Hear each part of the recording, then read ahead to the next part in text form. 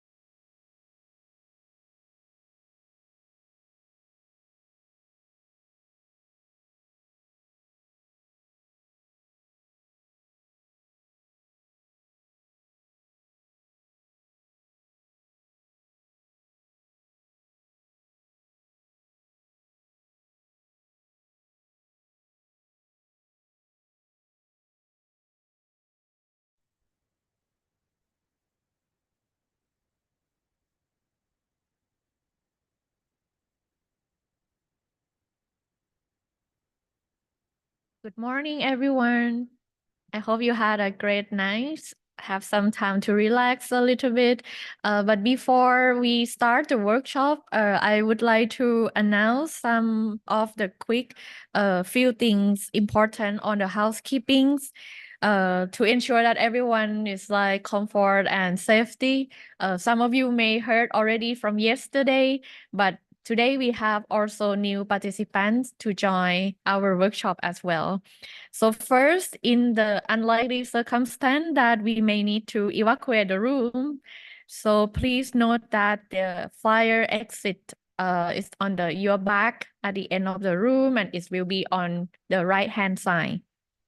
นะคะ. So for those looking for the restroom, is through the door on your left hand, and also when it's time for our coffee break, it will also head through the door on the left hand as well.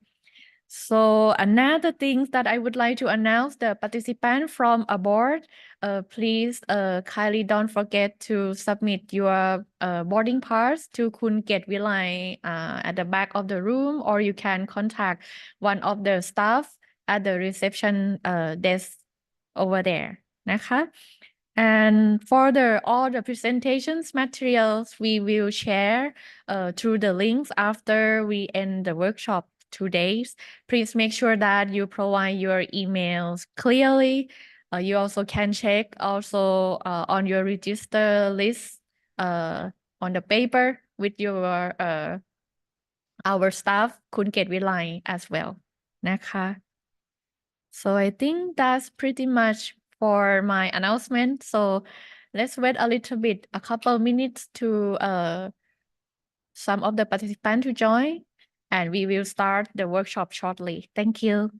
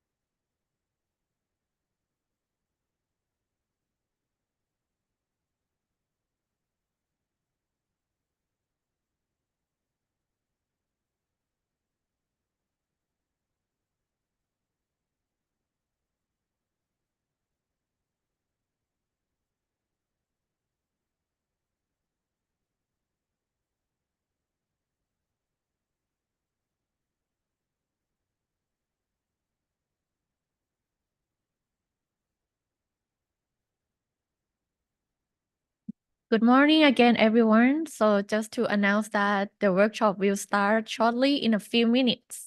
Hang out with us. So before that, I would like to repeat a little bit of the logistic announcements.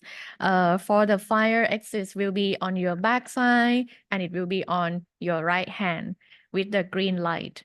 For the restrooms, it will be on your left hand door here and together with the coffee break area as well. And for the participants who came from abroad, please don't forget to submit your boarding pass with our staff, Kun Ket Vilai at the reception desk.ค่ะ. And for the presentations, make sure you provide email address clearly with us. So then after this, we will share the link for you. Okay. So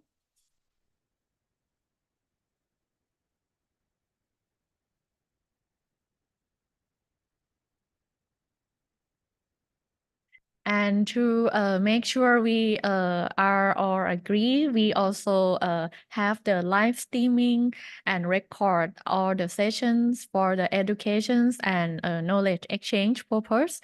So if anyone has any concerns, please inform us so then we can discuss further on this. นะคะ Thank you.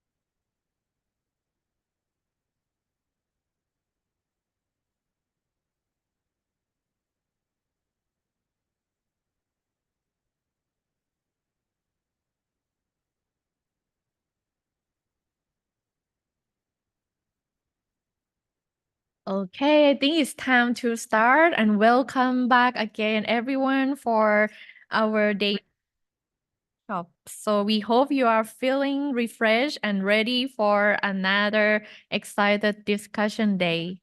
So with that, I would like to recap a bit what we have been discussed yesterday. We start with a comprehensive, inspiring, speech from Mr. Aslam, our Deputy Executive Director, following by Her Excellency Astrid, the Ambassador from Royal Norwegian's Embassy in Bangkok, Thailand.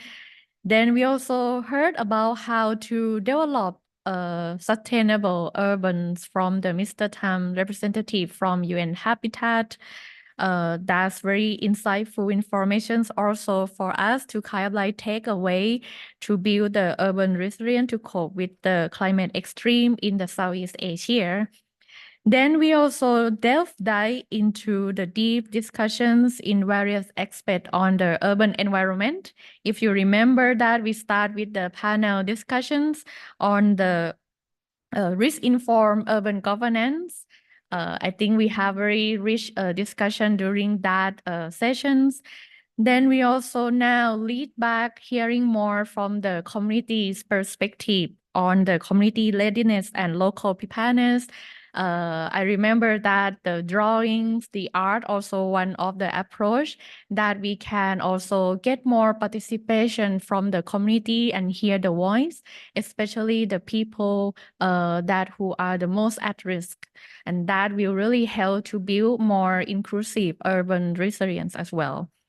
And then the day also conclude with the dynamics focus group discussions where we collectively brainstorm. I remember we have 3 groups that very active and ask for the 5 more minutes extras to discuss and share the feedback suggestions for the urban resilience frameworks, which introduced by Dr. Seneca and also Professor Bharat. With that, we get a lot of good feedback and the way forward that we're gonna improve our urban resilience framework as well. And Of course, we end our lovely evening with the delicious, yummy pasta and some drinks together. So, building on our the discussion from yesterday, today we will begin with the panel sessions, more to most, which start with the critical sector preparedness and then early warning system for the city. And after lunch, we will continue brainstorm on the other three remaining dimensions under the urban resilience framework to hear your feedback and suggestions for our recommendations to these frameworks. So with that, let's make today another active and excitement day together. And without further ado, I also please join me to welcome Dr. Sisira Madura Perumal. He is our Director of Preparedness for Response and Recovery from ADPC. Dr. Sisira is known for his expertise and impactful contributions in the field, and he will guide us and moderate us through the sessions on the critical sector preparedness. So with that, Dr. Cecilia, the floor is yours. Thank you.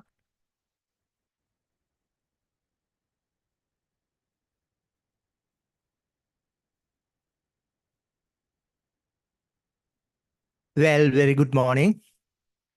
You can clap me. I thought you were already sleeping. Okay, I'm very happy and honored to be your facilitator and moderator for the session, which is going to be very exciting, I must say, discussing about critical sector preparedness in the urban context. As you all know, of course, you are expert than me on the urban sector, I believe. And I was attending multiple sessions during the last COP meeting in UAE, and and you know, sectoral vulnerabilities as well as sectoral preparedness within the urban context was highlighted in multiple technical discussions as well as side events and other discussions during last COP meeting. So, as we all know, urbans are lifeline. Urbans are economic centers of even any countries, whether they are developing countries, developed countries, or least developed countries.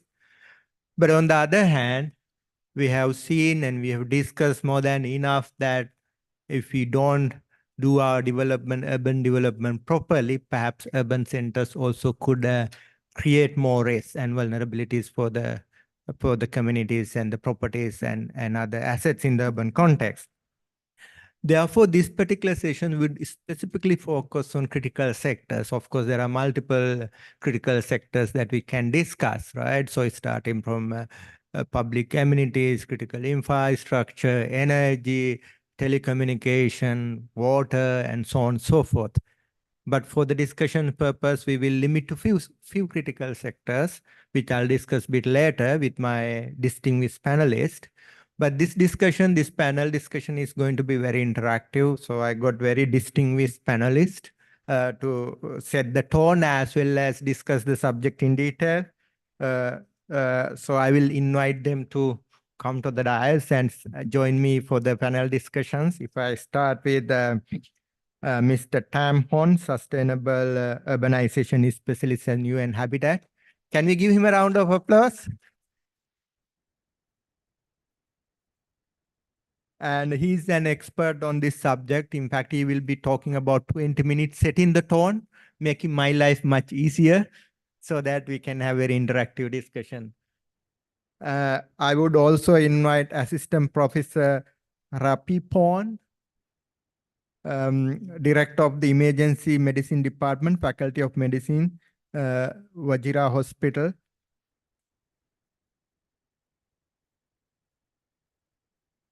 And I would also like to invite Mr. Gayan Manoratna, Regional Infrastructure Advisor, UNOPS, Asia. I would also invite Nguyen Dong, Deputy Manager, Center of Training and International Cooperation, Vietnam Institute of Architecture. Pardon if my pronunciation of your name is not correct. I would also invite Nguyen Tan, Dr. Nguyen Tan, Senior Program Specialist on Circular Economy, Just Energy Transition Plan, Vietnam.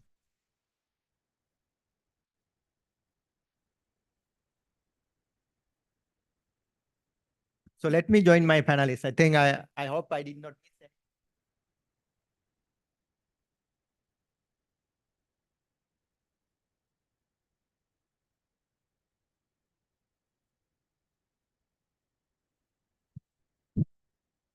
Well, as you can see, I got very distinguished panelists, those who are going to set the tone, those who are going to talk about the health sector, those who are going to talk about the critical infrastructure, those who are going to talk about the energy sector, but also going to talk infrastructure from the economics point of view and so on and so forth. So this is going to be a very exciting session. And the way that we have organized the session is that I would request these panelists to set the tone, starting with Mr. Tam. He will talk about 20 minutes. He will be assisted by Chintaka, who is sitting there with few slides. And he will be basically talking about critical sectors in urban areas must not fail. I'm sorry. Yeah. So critical sectors in urban areas must not fail in a climate emergency. So over to Tam. Great. Good morning, everybody. I hope everybody's well and have had meaningful discussions. I know led by Professor Tamarat and Professor Bharat and the team here at Thammasat yesterday in terms of the action preparedness. I wanted to echo some of the discussions that have been taking place over the past day, and just to note that this is a very important year. I know you and DRR colleagues will be preparing for the Asia Pacific Ministerial Conference on DRR and the discussion around the updated action plan for the Asia region around disaster risk reduction as well. As Dr. Cicero said, I think during this discussion, we won't go through all of the different critical sectors, but help just at least paint a picture of some of those areas there and then establish the relevance between these different sectors and how that pertains to our considerations here today in terms of urban resilience into climate extremes. So yesterday, we touched a little bit on the ASEAN Sustainable Urbanization Strategy, just to recall. So this was endorsed in October 2018 by the heads of ASEAN member states. And within the structure of that, there are several priority areas that are identified, in fact, 17 sub-priority areas. And we discussed some of the thematic areas that were shared within the context of the ASEAN Sustainable Urbanization Strategy. So we're now currently working with all of the ASEAN member states to ensure the accelerated adoption and implementation of this plan. Over the next 3 years, we'll be working with 24 cities in around about 2 to 3 cities in each of the ASEAN member states to support that engagement. And it's based upon a needs-based approach, depending on whether the critical sector that is of interest or concern to the respective ASEAN member state and within the cities that are being targeted might relate to the areas of housing, of waste and water sanitation. We'll touch a little bit on that later, personal safety, security, mobility, and etc. And many of these, as we're thinking about urban development, have environmental dimensions. And of course, having those environmental dimensions means that there's climate implications when we relate to them as well. So to give a bit of a snapshot, all of this is available if you go online and download the ASEAN Sustainable Urbanization Strategy, but there is an action and a toolkit that helps to elaborate upon some of the different initiatives that then are suggested or to be explored in the context of urban resilience, but also more broadly in sustainable urbanization. As you can see here, develop flood management systems is one of the areas there. Because flood management is and happens to be a particular hazard profile that affects a large majority of the ASEAN member states, of course, there are those that are more specific when we're thinking of earthquakes, when we're thinking of cyclones, in Philippines, earthquakes in Indonesia and elsewhere that are perhaps more focused on that particular ASEAN member state. But by and large, we see these types of hazards, particularly floods, being quite prolific across the entire Southeast Asia region. So how firstly connect the relationship back to climate change, which is a focus of this particular workshop as well. We know that there are about 7.5 million people, certainly that within the region are a threat and risk of different multiple climatic hazards. So a very significant number, and of course growing if we aren't able to address the considerations around the targets on the 1.5 degree reduction in climate change that we seek to achieve. Cities, as we heard from our colleague Kurt yesterday in the panel discussion, are also responsible for around about 75% of CO2 emissions. And so that might relate to construction, GHG emissions, mobility related to traffic congestion. It's also related to the critical sectors that when we're thinking about in terms of the access to clean water, because wastewater provision also contributes significant amounts to GHG emissions as well. And noting that it's not just the CO2 emissions that are of concern, but it's also the methane, which in many cases is several times more potent than methane, and also the nitrous oxide that comes out, which is up to 17 times more impacting upon the ozone layer as well.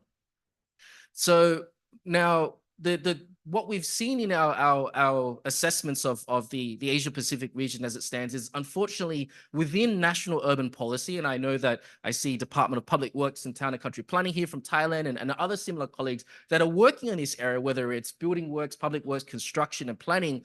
At the moment, only about 14% of national urban policies within the region have integrated elements that look specifically at climate change. So when we're thinking of urban development holistically, it's not capturing these climate dimensions within the context of the developmental planning. And at the same time, in order to ensure that we achieve this 1.5% target, building upon some of the point here, we really need to go down to the local level. So there's suggestions to say that there's more infrastructure that's been built in the last 20 years than in the previous 2,000 years prior to that combined, because we've been developing at such a rapid rate. Population growth, demographics have significantly increased, and 75% of the infrastructure that we expect to be built by 2050 has not yet been built. Of course, in countries like India and China, where that growth paradigm is vastly accelerated as well. So now, if we are able to tackle it at the local level, and many of you I know represent cities and support cities in your line of work as well, we understand that there's a significant potential for us to be able to reduce those carbon emissions by even up to 90%. So that's why the imperative is to ensure that at that local level, we build the capacity and there's understanding to support these considerations around climate as well. Another dimension just to share is that at the moment, a lot of the financing is not yet geared around adaptation, and this is something that is still a challenge that needs to be evolved so that the community, the finance community, the banking industry also recognizes that it needs to be focused upon preparedness around adaptation measures and not just responding to the effects of disasters and climate change as well. As many of you may have already heard, the statistic generally put around in circles around disaster financing is that if for every dollar that you put in terms of resilience and preparedness, you are able to save that in terms of emergency preparedness, emergency response and incident management as well. So just quickly, from our perspective, we've been working to support member states across the region in developing national urban policies, ensuring that there's a closed loop process where urban policies are embedded with climate dimensions, and at the same time ensuring that climate dimensions are integrated into urban policies we've shared. We've been working with several member states, including here from Myanmar, supporting the development of their climate change adaptation mitigation policy and the national housing policy in the Philippines. And I'll touch now a bit more in terms of very concretely on the ground, what we're thinking about critical sector preparedness, what that relates to.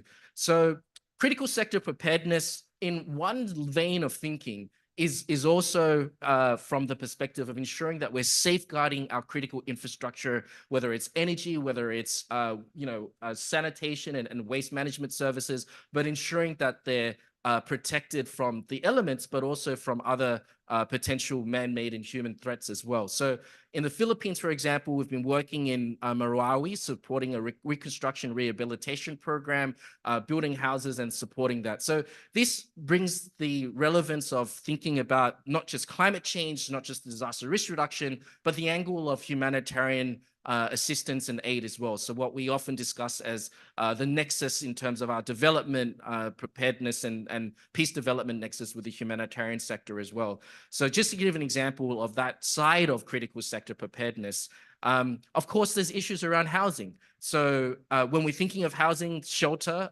ensuring that people have places that they can find shelter in place, ensuring that the houses are built to a particular standard so that they can withstand the threat of potential earthquakes or cyclones. We've worked in Myanmar, for example, to develop designs around cyclone-proof housing, and ensuring that that there's access to services and social welfare during potential hazards, which has a city planning dimension to it as well.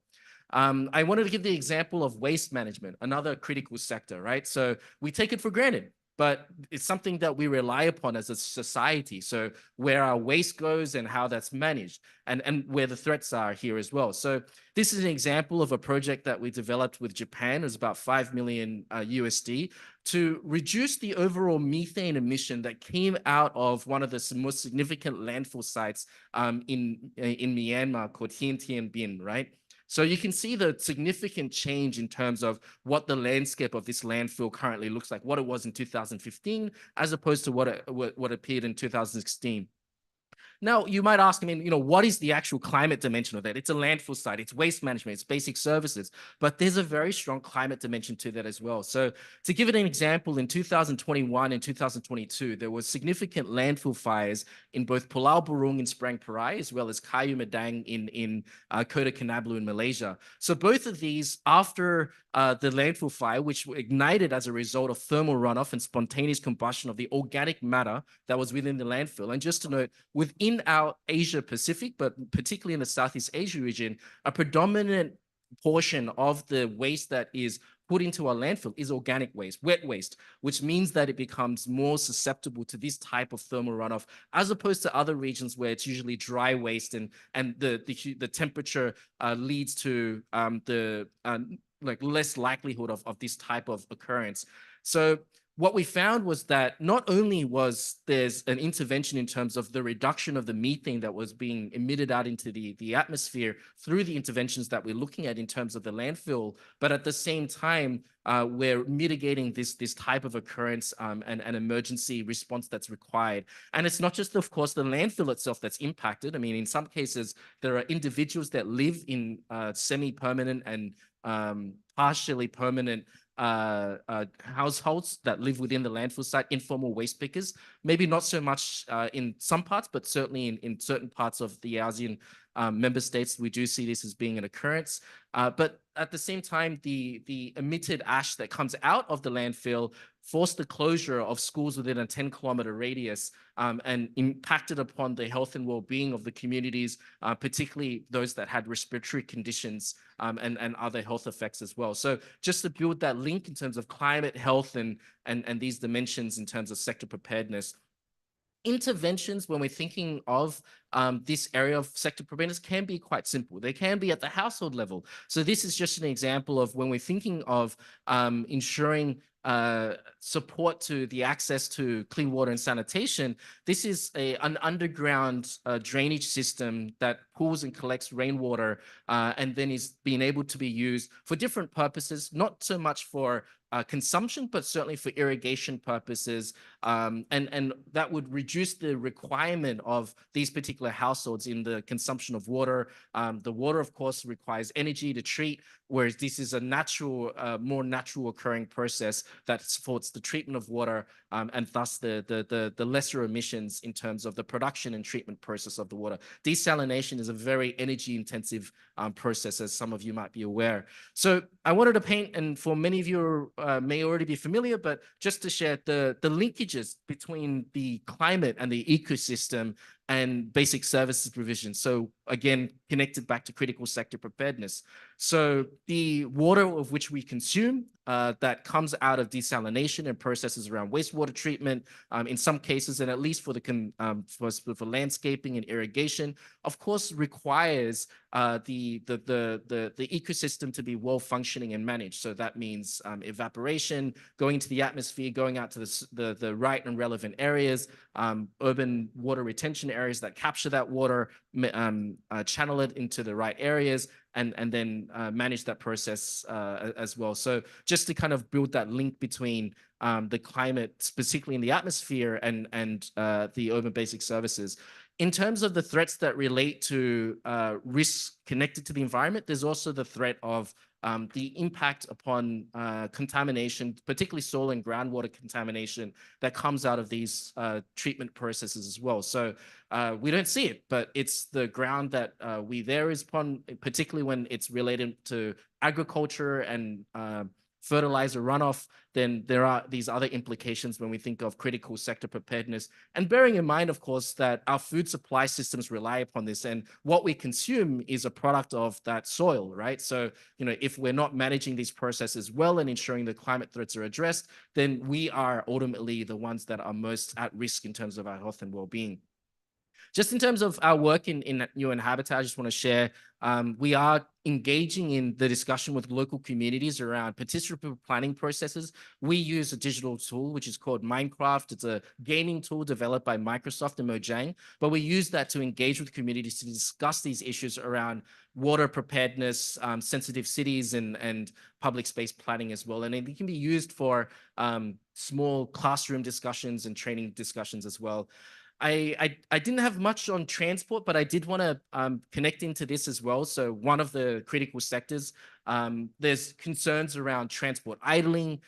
So during the time where, you know, if congestion occurs, then these large trucks and vehicles are stalling, but they're still emitting pollution and other contaminants into the atmosphere as well. So how do we address this issue? This is an issue of city planning. It's not just the vehicle that is the concern, but it's how we plan the cities to ensure that there's you know, more accessible public services, the concept of a 15-minute city so that people don't have to travel far to go to work and to places of education. So in Penang, for example, right now we're looking at traffic assessments to reroute traffic from two-directional traffic to one-way traffic, and then the installation of green facades and buildings, and looking at the planting of perhaps 3,000 trees within the city core of Penang to reduce the overall microclimate and to support the overall reduction of temperature within there. That reduces our need to rely upon air conditioning and you know, other services that are fairly energy intensive. So I just want to build in that perspective of green building and transport into that as well. So just in terms of final remarks, just to share that there are thousands of cities, in fact, 10,000 cities that we've engaged that have made commitments as part of COP processes and other areas to engage in these climate discussions. And of course, that means that there's a very healthy network of those that can share best practices and experiences. And please do reach out. Certainly colleagues at ADPC at the front and center of building knowledge and understanding on this area, sharing experiences through the work I know that has been shared over the past day as well.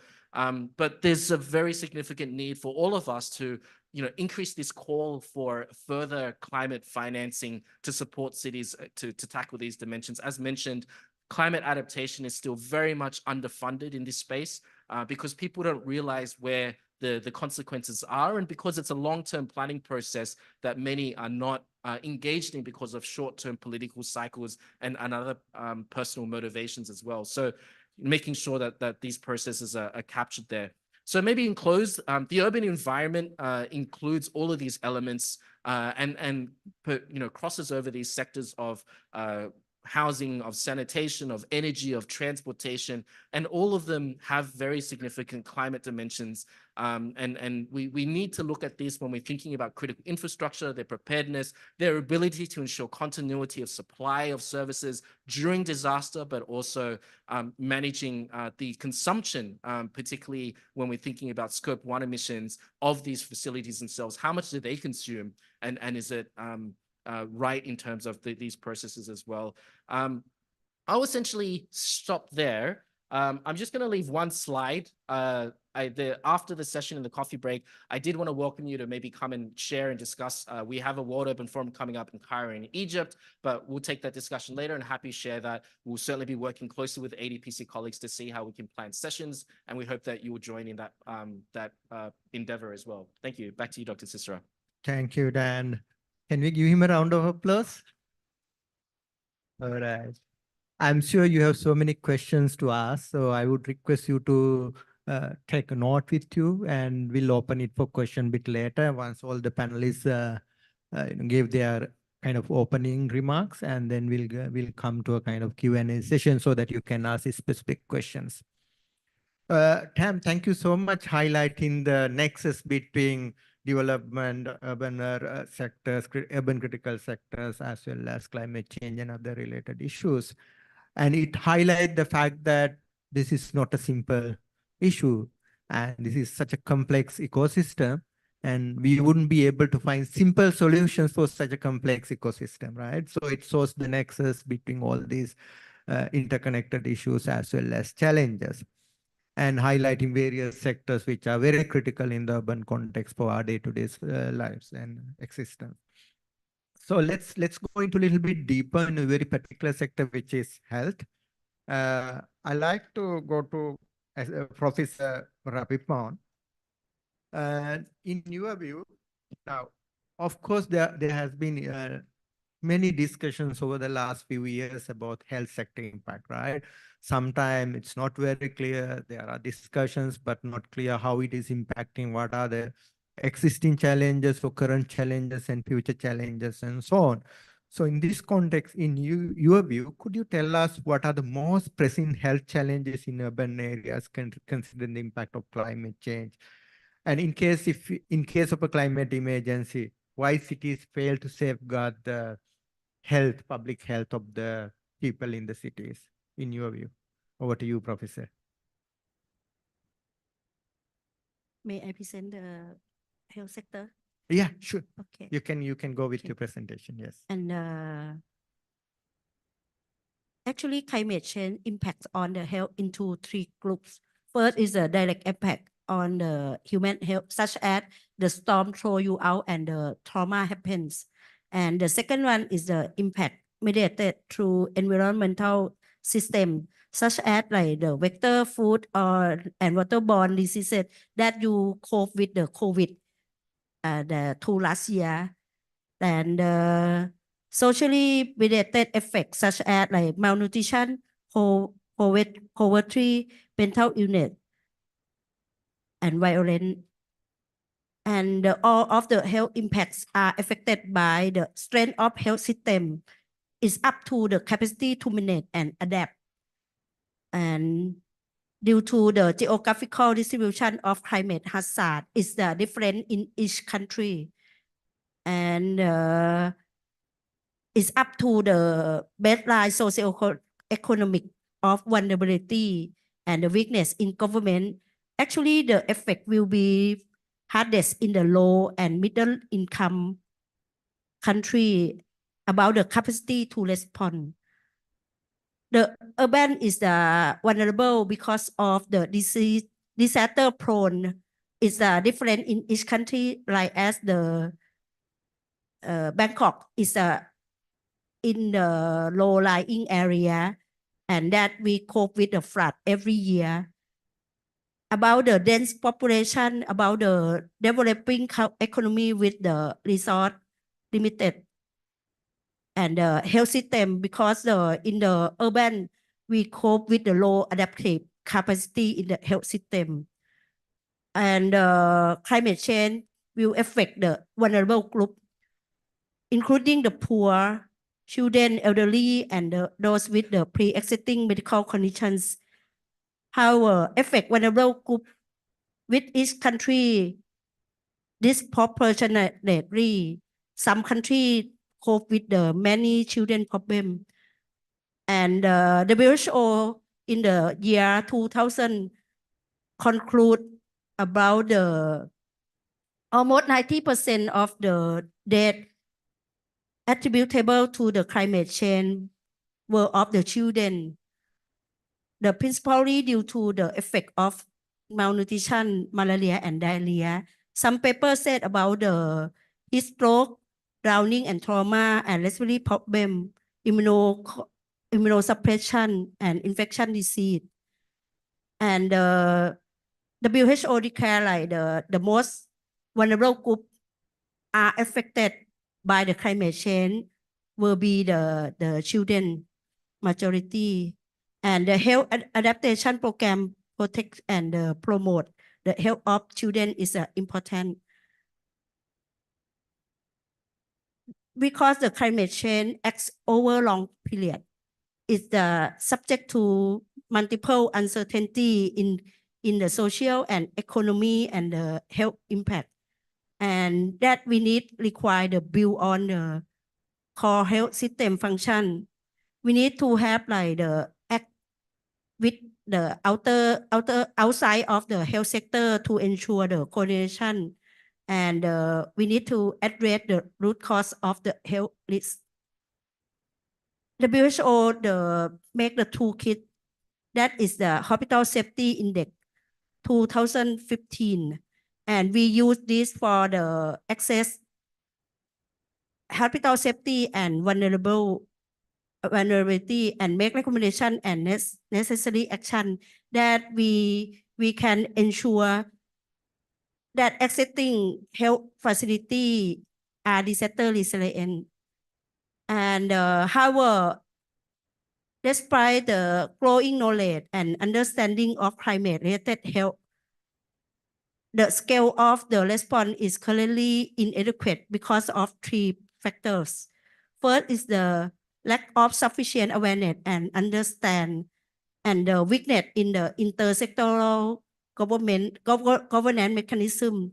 And second one is the limited technical and organization capacity to develop strategy and plan. And the third one is the limited availability of the financial resources. Following my idea, the most health challenges. Following the 3 way like this, the most health challenges is work with the outside health sector to ensure the coordination and synergy, because we have to the evaluate the health hospital safety.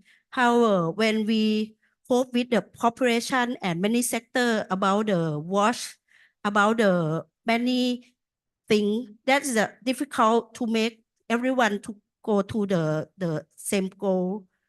And why city fail to safeguard the health? Because we lack of the sufficient awareness and that understanding. If you see the COVID time, everyone aware and understanding, that make everyone like teamwork to cope with the COVID, and we can save from the COVID. But following the climate change, everyone don't aware and understand, and that make everyone don't go to the team to cope with the climate change on the health impact. Okay, that is my idea. Okay, thank you. Thank you, Professor. You really highlighted very important issues around some of the key challenges, specifically looking at, most vulnerable groups such as women, children, and specifically dense populated areas and others. Also highlighted some of the key challenges such as, despite the fact that we have various tools such as Hospital Safety Index, but there are growing challenges such as lack of knowledge, lack of awareness, governance issues, specifically around coordinations within the peripheral health system and beyond the health system. And then, of course, technical and operational capacities, and financing was highlighted, which is very important. And then, of course, the need for more synergetic and coordinated approach for addressing some of these health challenges. Thank you so much highlighting these very specific challenges in the health sector. With this, I like to go to Gayan from UNOPS. Now, this physical infrastructure play a key role in the urban ecosystem, right? So if you could, Gaya, and discuss ways and means of strengthening the resilience of physical infrastructure as part of critical sector preparedness in the urban context. Over to you. You got about 10 minutes. Over to you, Gaya. Thank you very much, Dr. Sisira. And I would like to thank again Asian Disaster Preparedness Center for inviting UNOPS for this important occasion. Good morning, everyone. Sorry, I forgot to say good morning. Yeah, first I will take a few seconds to explain why UNOPS here and why I'm here to talk about infrastructure and especially on critical sector preparedness. And I will take next couple of minutes to explain about the importance of resilient, sustainable, and inclusive infrastructure in critical sector preparedness.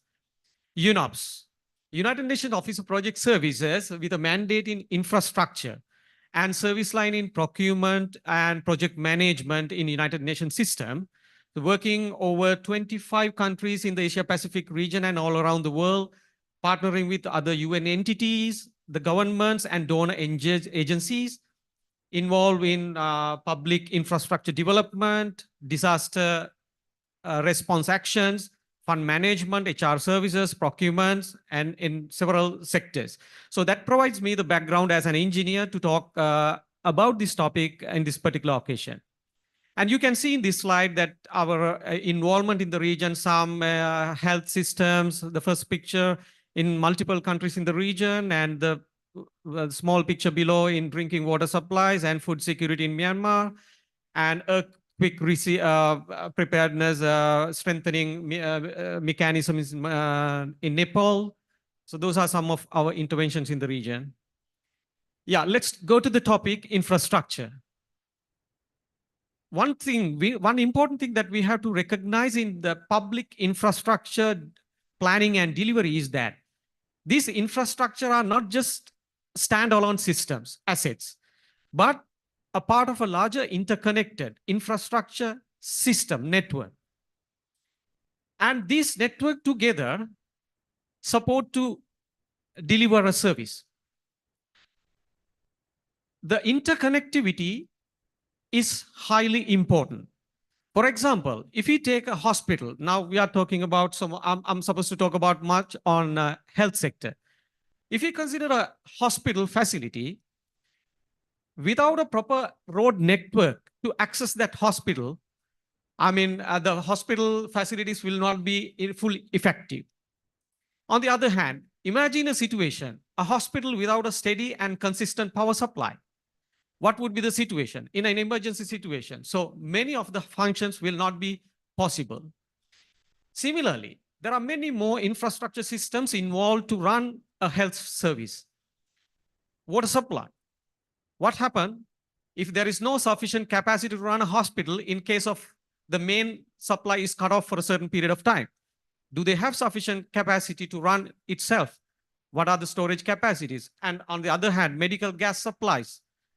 Do they have either production capacity of oxygen or medical gas system in that hospital, or do they have sufficient stocks?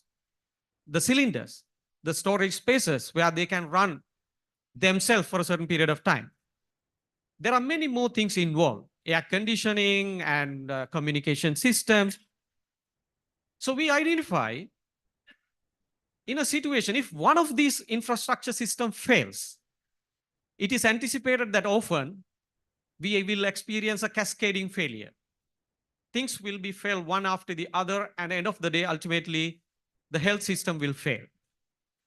Identifying this interrelationship is very critical in infrastructure when it comes to especially public infrastructure.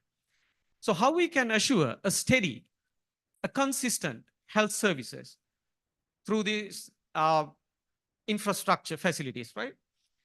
The answer is adopting resilience features in the infrastructure. To have a health facility which can still accessible, run its full capacity, and with the same infrastructure before, during, and immediately after a disaster. That is our target. So we all know how much of a surge, immediate demand comes in the health sector just after emergency. How we achieve? Before go to that, let me explain about what does this resilient means. Resilient infrastructure is something that can withstand, adapt to, and recover from its shocks and stresses over its lifespan in an emergency. To achieve this steady, consistent status, we have to follow the sustainable, resilient, and inclusive features, especially during the planning and design stage of infrastructure. Not only just planning. During the planning, we have to make sure that right expertise involved in the process. The knowledge is adopted, involved in that planning process. So with that planning and process, they will produce something, a plan. I would say plan. So then who will ensure that sufficient risk assessment is done and the remedial actions has been incorporated in this design and planning? So that is where the role of institutions come to the place. There should be some institutional capacity guideline to make sure that the system and the knowledge has followed the right process.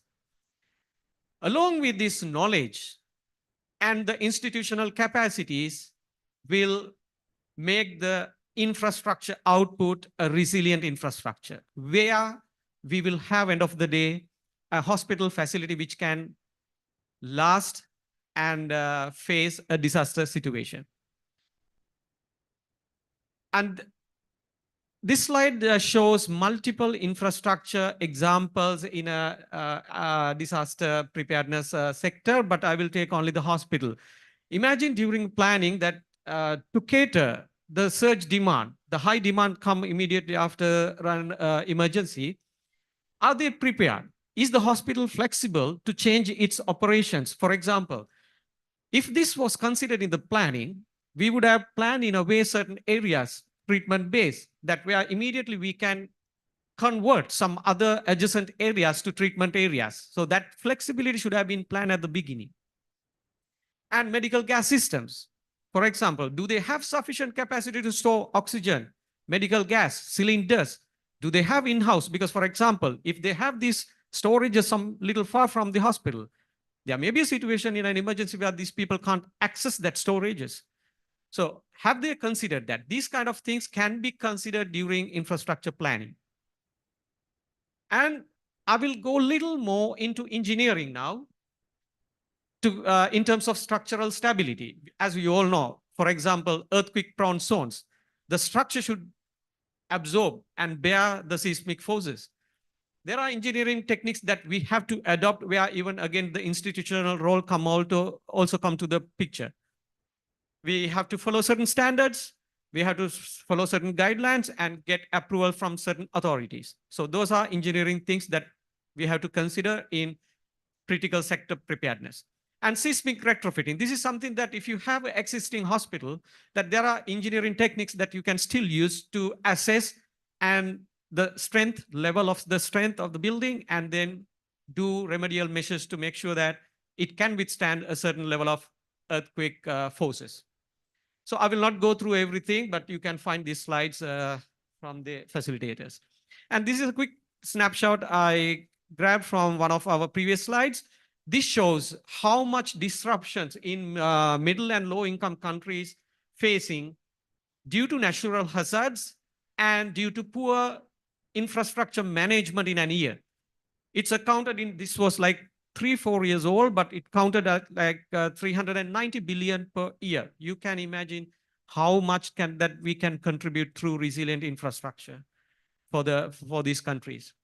The last slide, I think Professor already touched, but unfortunately I was also referred to the same document, but this is very important. I don't know how many of you is familiar with this.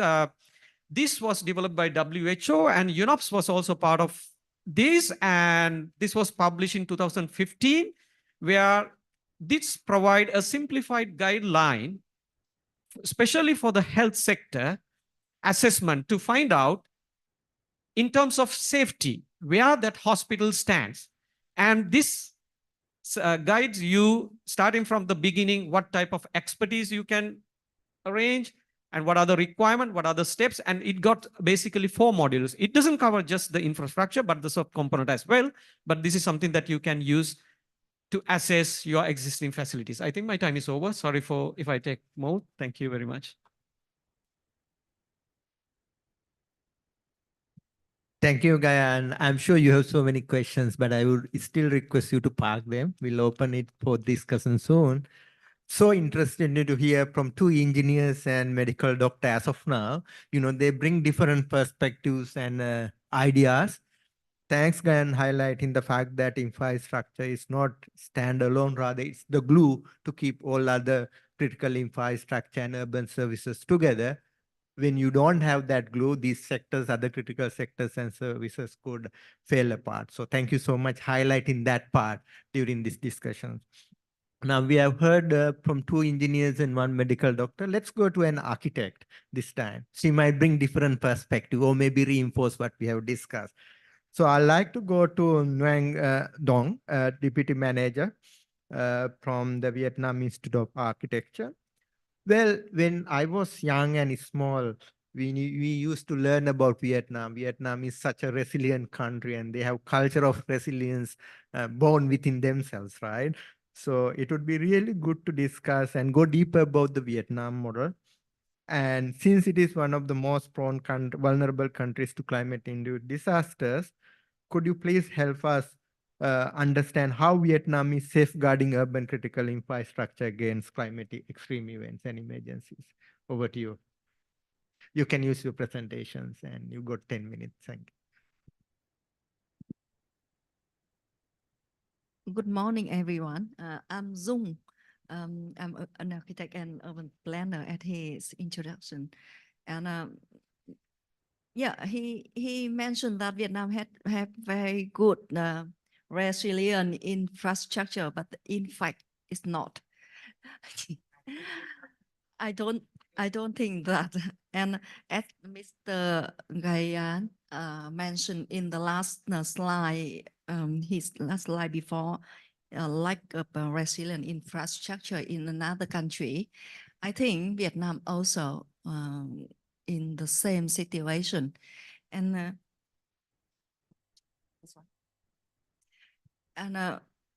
how? And but we have luckily we have one system policy from the government to the local government, and that's why it's very easy for us and the urban planner to do. That's why I want to introduce very little about the policy from government. And then the second thing, the dye and flood protection program.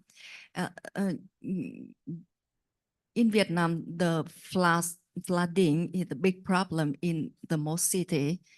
Not all the time, but sometime in the year, we have that impact. And this one is that program and the law is now doing by the Ministry of Mark. Yeah, and at Mr. Ming from our team, he mentioned yesterday, so maybe I skip this one. And the last one I will introduce about some solution we doing in Vietnam right now. Our Prime Minister have a pledged net zero commission and admission by 2050 at COP26. It's the same very challenge for us. So, but we think that maybe we should try to do.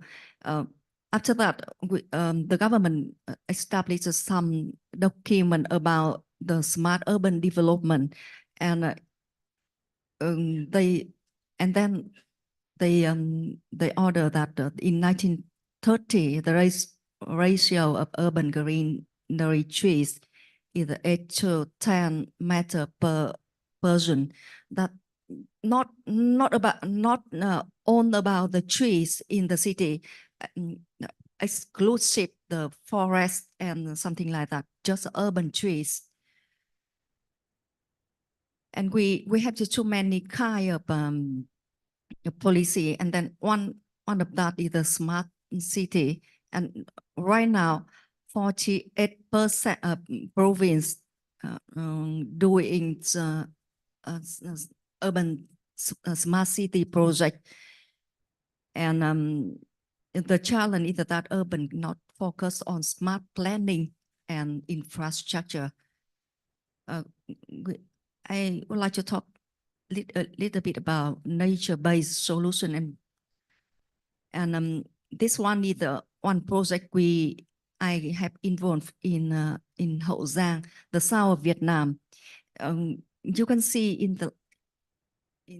that corner, there's a city in very it's mostly in water with the dye and the river, and then that the project do something like bank and embankment, the dye and embankment construction with the shop solution, and we try to do, and then we make extension the retention lake in the center to keep the water and to keep the water in the sometime. And this one is invest by ADB, and maybe it's now in the doing in the construction progress, and this and I would like to introduce you about the Vietnam public transportation. We have just only one railway system from the north to the south. It's built from maybe 1940, and maybe it's too old to so and now currently transportation in the big city mostly bus only, and some small city, medium and small city, no bus there.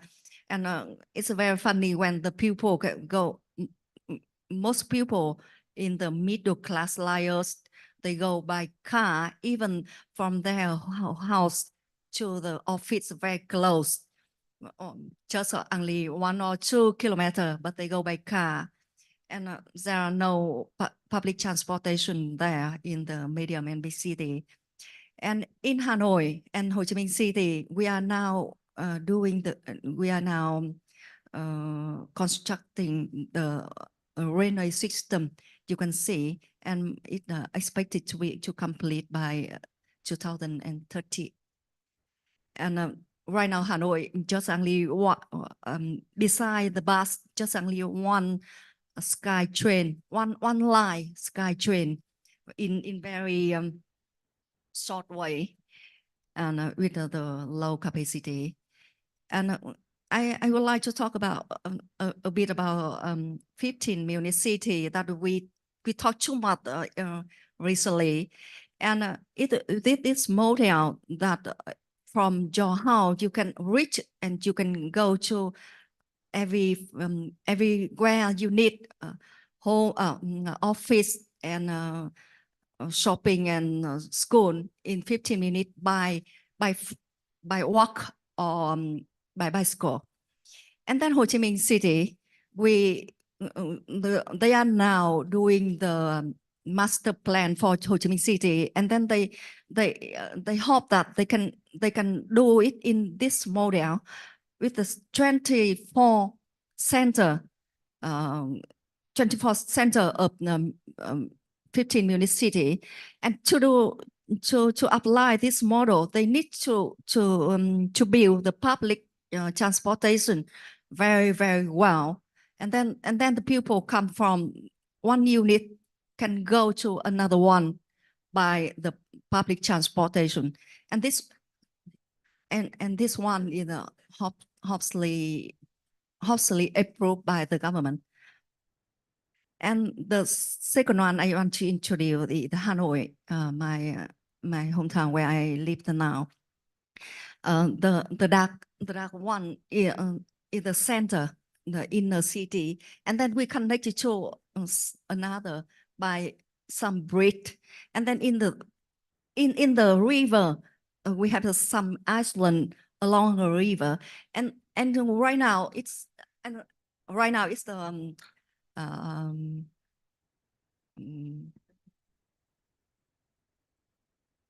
agricultural land along the island along the river, and some project they would like to do the ecological forest in that area to get more to reduce more carbon emission and then the biodiversity there. And this one, but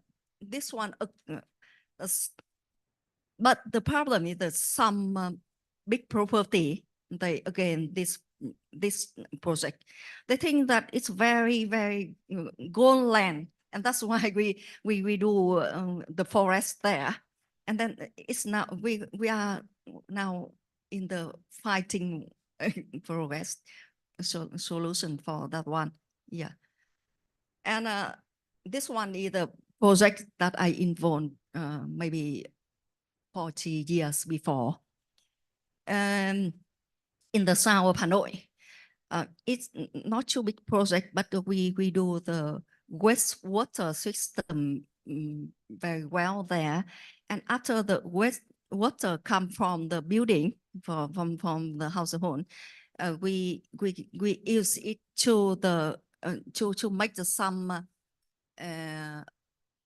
stream inside, and with some vegetable on the stream, and the lake that can fill the water again, and after that the children can play in the lake and the stream there, and that's we in that time we do this one with the lead by the Swedish architecture.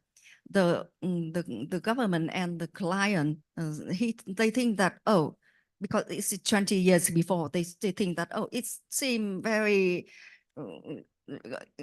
it's not in the normal way, and we need to convince them in very long time for this one, and it's now successful in the very poor area. This poor area, that's my last slide, and I hope I can answer your question.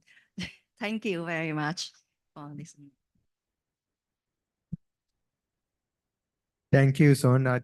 You really highlighted the importance of planning aspects, and coming from the architect's background, highlighting the need for master planning, town and country planning, city planning, as well as bringing various, supported by various policies like net zero policy, as well as various solutions such as nature-based solutions.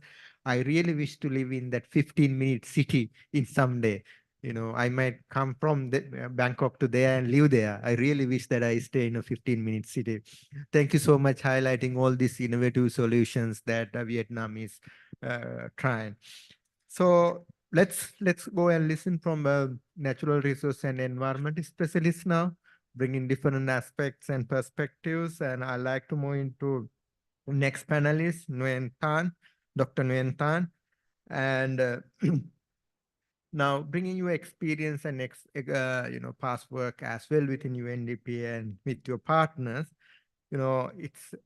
we have discussed in multiple dialogues that constant supply of energy during climate emergency is essential. And some of the previous colleagues also discussed about this aspect to keep critical sectors of the city functioning. So in your view, could you elaborate and discuss how cities can achieve energy resilience? And you can use your presentations, and our colleagues, those are sitting on the back, will help you. You got about 10 minutes. Over to you, Dr. Tan. Thank you. First of all, I would like to thank ADPC that I can join the workshop and also the panelist sections. I would like to highlight and mention more about the energy sectors in the context of climate emergencies focus on Vietnam contents. As you know, a constant supply of energy during the climate emergencies is essential to keep the critical sectors of the city functioning. I would like to highlight the climate emergencies and also the power system that I would like to let you understand more about the climate emergencies and also the power system in Vietnam. And later I will talk more about how cities in Vietnam can achieve energy resilience.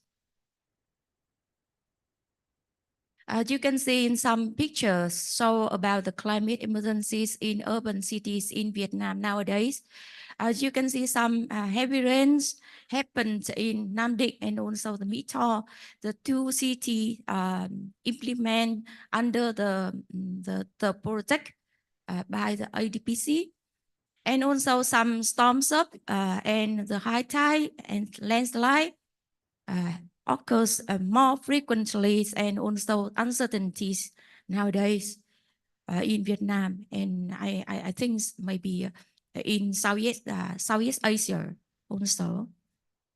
In last year, in May and June, we suffer from the extreme weather conditions and a low output of hydropower plant, and as a result of continuous heat waves. And some areas of Vietnam, city such as Hanoi and also the Ho Chi Minh City, the temperatures exceed 40 degrees Celsius, and some record 44 degrees Celsius. In the meantime, due to the hot weather, there has been a substantial increase in electricity consumption nationwide, especially in mega cities. Vietnam still relies mainly on coal-fired and also hydropower plants, so that Vietnam face a power shortage. Despite we relies on the renewable energy, especially hydropower plant impacts.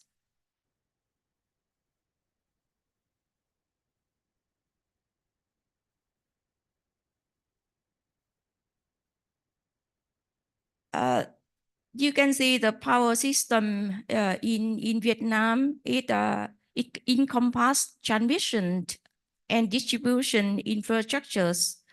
That is the complex and network system in itself, and the generation facility that can include on the one hand, renewable power facilities such as solar rooftop, wind powers, and hydropowers.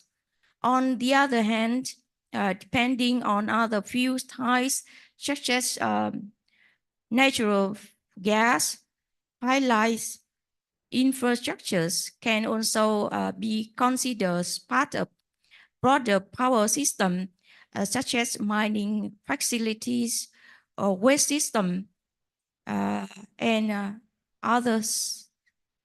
And of course, we can mention about the consumption. It means the end users.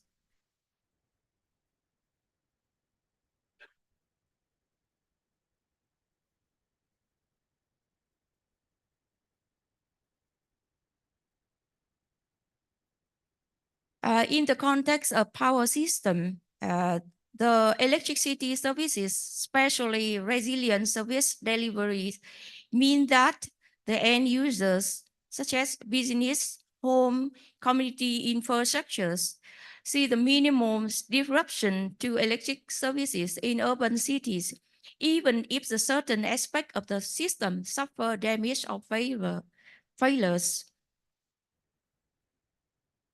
On the one hand, the government have the plans and to solve the current system, such as we continuous the synchronous deploy the operation solution, save the electricities, and accelerate the progress for operation the power plants and the transmission power grid. Under the power development plan 8, we call the PDP 8. We released last year by May. Under that, we developed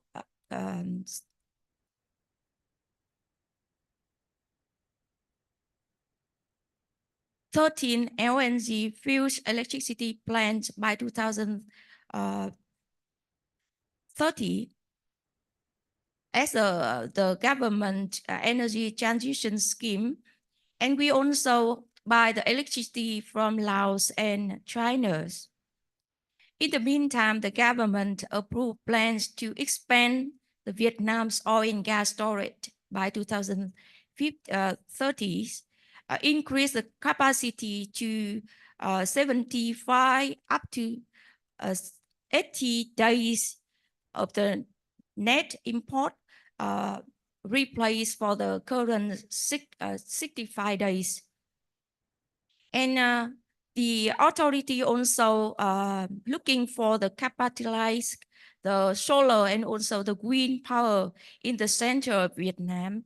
We also enhance the power distribution and to begin the operation 500 high voltage powers to connect the center to show the storage power in north of Vietnam.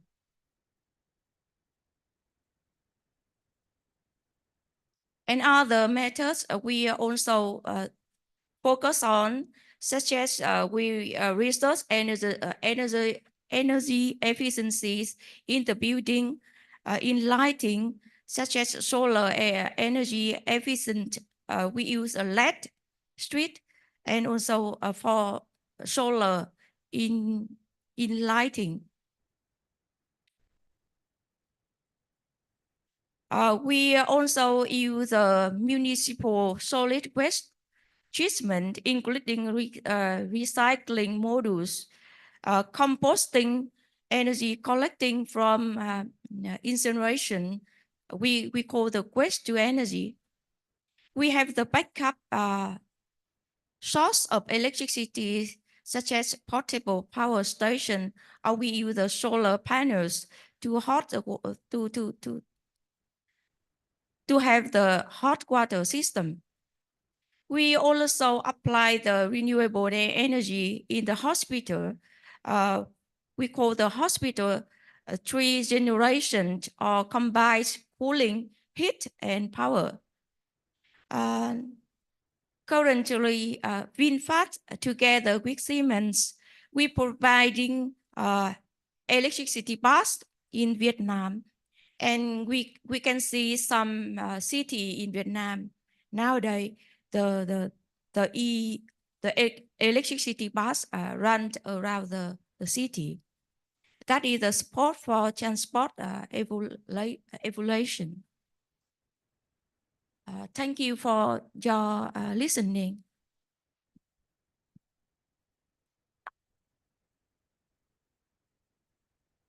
Thank you, Dr. Tan. You really highlighted very important areas in the energy sector and also highlighted and demonstrated that energy is not just, just one sector. It has so many subsectors, starting from generation, distribution, consumption, and so on and so forth.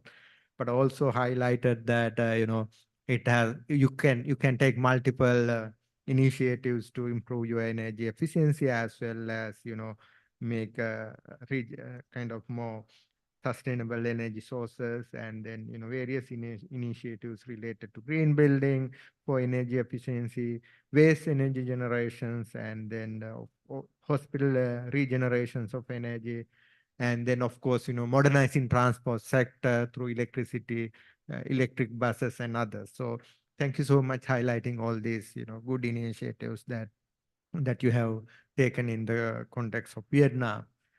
With this, you've seen different perspective, of course, looking at various sectors, critical sectors, but in totality, I think it would be good time for us to open bit for questions. If you have any question, I got so many questions which I can discuss maybe for another 2 days, but I will keep it myself those questions, and I will ask during the tea break.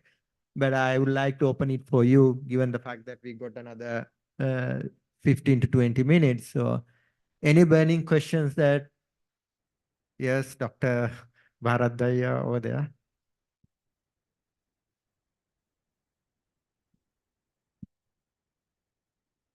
Thank you. Good morning, everyone. First of all, thank you all the panelists for their wonderful presentations. I have 2 questions for 2 presenters. First for Gayan. Thank you for elaborating the interconnectedness of critical infrastructure. Wonder if you could share an example of a safe hospital which has been integrated into a resilient urban infrastructure system anywhere in this region or beyond. Would be helpful to see how that process works, and like how it is done and what are the challenges. And my second question is for my colleague Tam.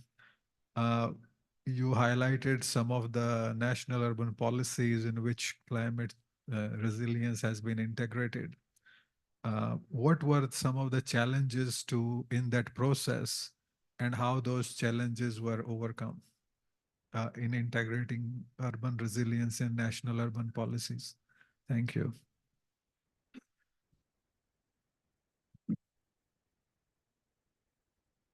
Yes, thank you very much for the question, but I'm a bit afraid whether I know the right answer for your question. Because one thing is that I think we are far behind in many places, but the world altogether developing system and procedures to reach some target. There may be, but my lack of knowledge, I think, for me in this position that I can't give you a direct answer right now. But let me check my database and my colleagues whether I can answer you with specific name. But my general understanding is that there are hospitals, not at the, I would say, if we grade from 0 to 100, I hardly doubt whether we have something reached 100. But there are hospitals that gone halfway or some far away reaching their targets. It might not be a perfect condition, but there are hospitals in urban context. Please bear with me. I might need time. So through the facilitators, if I find something, that perfection somewhere, I will share that detail with you, of course, because that might be a kind of a model that we can share with others to refer, obviously. Yes. Thank you. Would you like to answer the question that posed to you? Yeah, sure. Thank you so much for that, Professor Bharat. And I would maybe hope, and I was sitting next to Professor Rappaport here, and probably that could be a good model of a hospital to share about the experience, because they've implemented the hospital safety index as well, if you want to add a bit further. But just to your question about national urban policy, the first thing I would just say is that governance challenges are profound and everywhere, right? So, in institutions and even within the UN, to be fair, there's a need to look at beyond our own boundaries. And I think that one of the key challenges in that context was to ensure that the institutions, the departments, the ministries that we're working with, they recognize that the impacts of what they do are interconnected and they are relevant to different areas, right? So the buck doesn't stop just with where your administrative boundaries lie, right? So I think this is one of the key challenges in bringing those people together and recognizing that when we're thinking about natural resource management and the preservation of our environment, that it's a finite resource that we have to work with. And secondly, that there are implications, for example, by the presentation on energy, where there's supply chain implications, there's logistics around planning, there's interconnectedness with different departments, and that there's a need to, when you're doing your planning processes as a broader, holistic, integrated territorial planning process, that you're bringing all these other dimensions into that context there as well. So embedding in the thinking of the departments that we work with, this philosophy around circularity, around resilience of assets, and also continuities of supply in a closed loop system. I think this is the type of something required a shift in the behavior and the mindset of certain departments that we worked with, and helping them to achieve that. Thanks. Over. Thank you. Any? Yes, over there. Hi, good morning, everyone. Thank you so much for a very good present. For a whole morning to listen the presentation, I feel like it happened again for 20 years, even though we are not talking about the urban city. It's not because of the urban word, and we say that this is the cause of the vulnerable, cause of the people is at risk. It happens in the rural area. And if we listen from the beginning, the issue is surround system, governance, policy, all the same. It's not being solved, even not just the urban, it's also the remote area. So now we're talking about the urban, we bring only urban people, those who are experienced to work in urban to discuss, but we forget that those who have worked for 20 years ago, 30 years ago, they work for the rural area, they're still in the position to deal with this issue. So the way that we can do this is not just only a group of people like that. It must be like entire people that they are working in this critical issue. The root cause of it is not because I am disabled that I am vulnerable. Must be some condition that make me vulnerable. The same urban is not the cause of the issue. It's the issue of the policy, it's issue of the system, it's issue of the people, and it's also the issue of the governance. That is something that I want to participate with this. Thank you. Thank you for that suggestions, that comments. So I would suggest, if there is any language question, if you want to ask in Vietnamese, Thai, or any other language, feel free to do so, because I would like to, if language is a barrier, I don't think we should stop that question. So if anyone want to ask local question, language, that's fine. Over there in that table. Yes, I have one question for Ms. Zung. Thank you for your presentation. One question, could you name the most challenging when implementing the 15-minute city? One thing, one challenge. The biggest challenge for your 15-minute city program.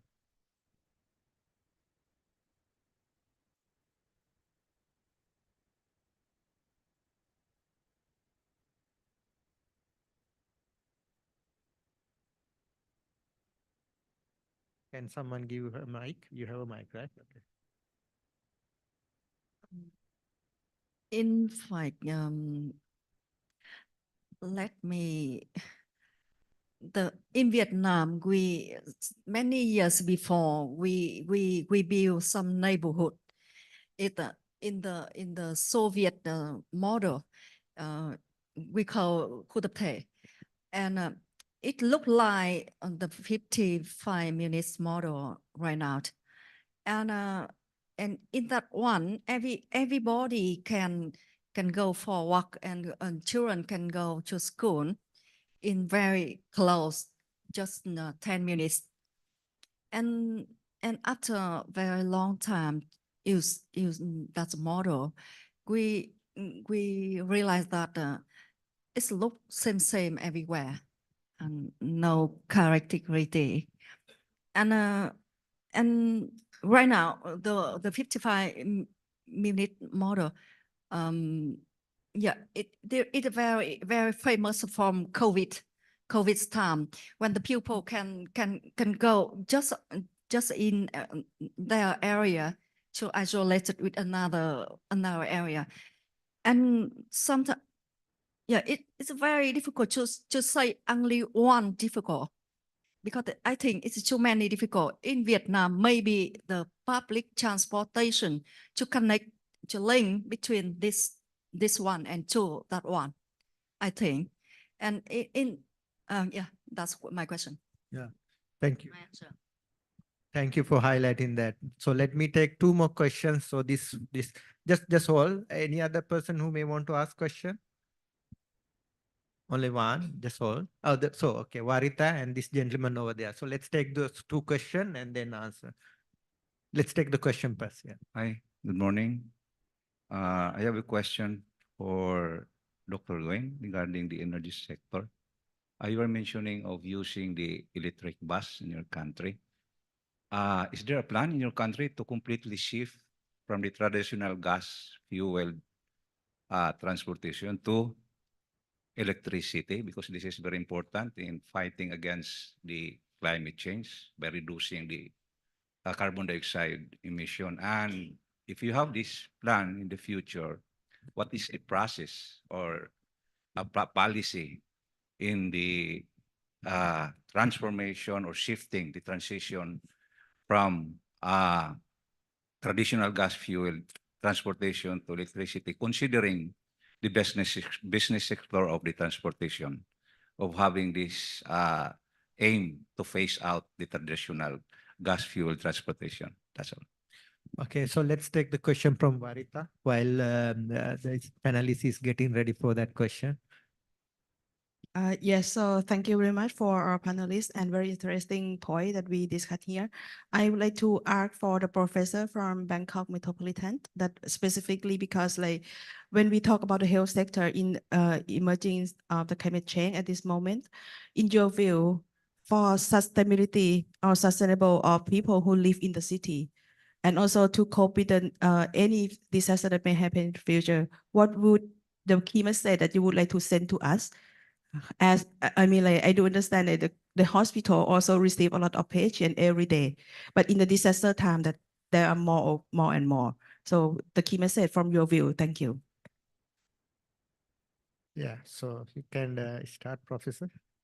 Actually, following the disaster, if we would like to make the community resilient about the health, we need to strengthen the healthcare system, because in the urban healthcare system is not adaptive enough, because there's so many dense population in the city that is a workload now in the healthcare system, that when we got the disaster, we cannot adapt the healthcare system.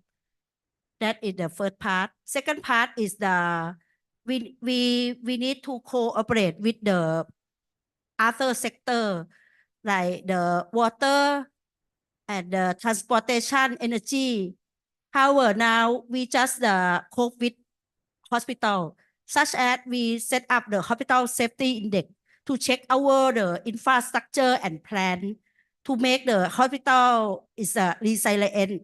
That we hope if the hospital can stand, we can save every people, but it's not good enough, because we cannot cooperate with the people around the hospital. We cannot operate with the architecture about the water sector. That makes the problem. We in the past, I make a drill about the flood among the Wachira hospital. That is so many problems, because we train ourselves, our hospital, to help everyone, and people, police, firemen, just wait and see and wait for our service. That is not good enough. Our service is not enough to help everyone. That is a problem. The most challenge in the health sector, that means health cannot cooperate with other sector very well. We just strengthen ourselves. That my idea is if we can strengthen hospital, we can stand, we can save everyone, but it's not good idea. Following my experience from the drill is not good idea. One man show cannot save the cannot save the world. And this is my point from the disaster resilience. Okay. Thank you, Professor. Let's go to the Tan.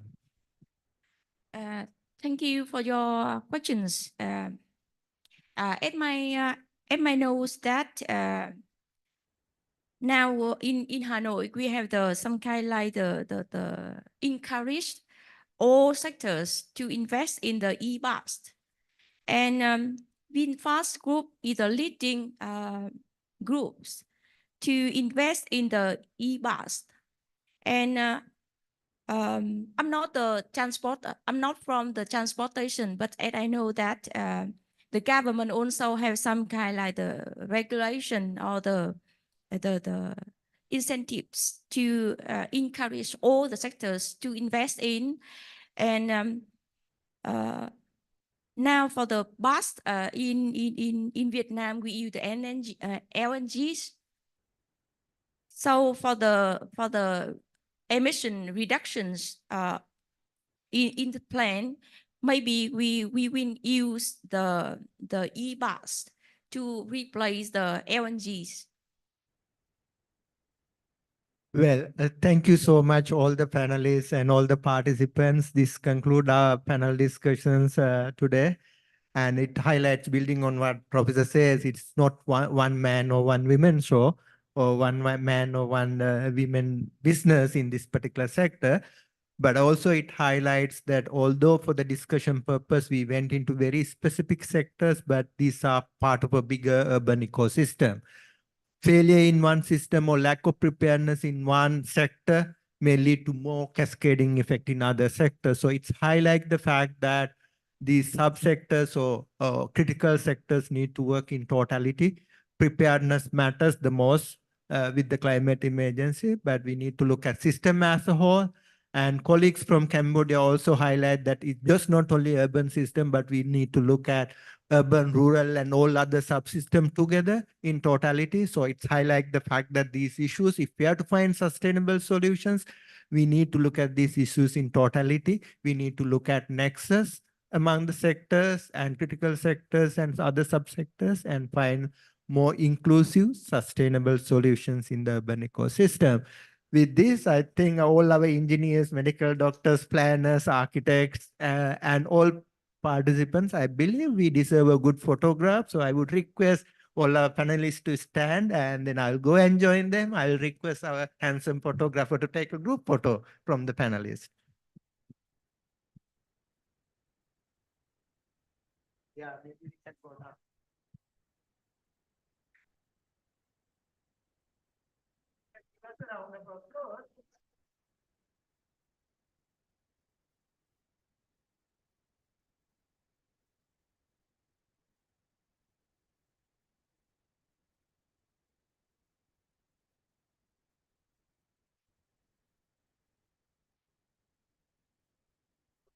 Therefore, to invite Dr. Sisira, please also hands over the ADPC appreciation souvenir for the great panelists.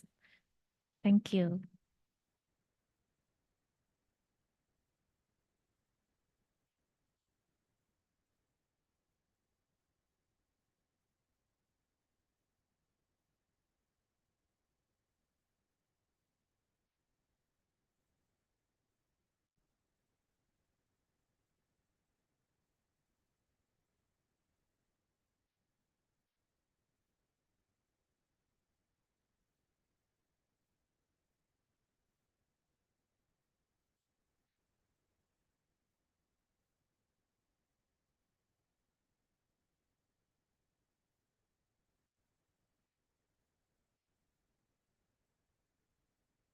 And thank you so much, Dr. Cicera and all the panelists for the great discussion. I can see this is like a superpower ranger team to unite different sectors to build the urban resilience. So with that, it's time for the coffee break. So we will have a coffee break on your left-hand side here, and we will be back to this room and start the next sessions at 10:30. Thank you. Enjoy your coffee.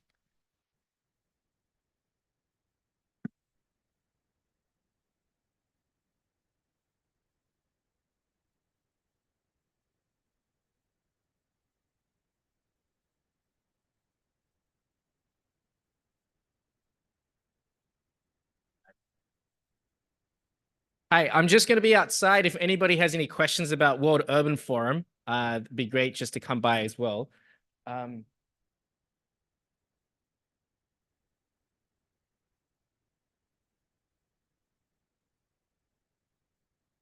If maybe I can ask Dr. Cicera, Dr. Seneca, maybe ADPC colleagues, I just want to put up the slide about World Urban Forum and maybe just for ADPC team to join and just take a group photo. And then we plan for a session for Cairo together. So yeah. It's kind of towards the end. The last slide. Let's go to the last slide. Last one. Keep going. Oh, maybe that's not a bad one too, but yeah, keep going. Maybe keep going to the last one. Yeah, this one. Yeah. If a few of us can join in. And then we put together a side event and a session and we plan for it. Fast. Yeah. Yeah. ADPC colleagues. ADPC colleagues. Race. Photographer.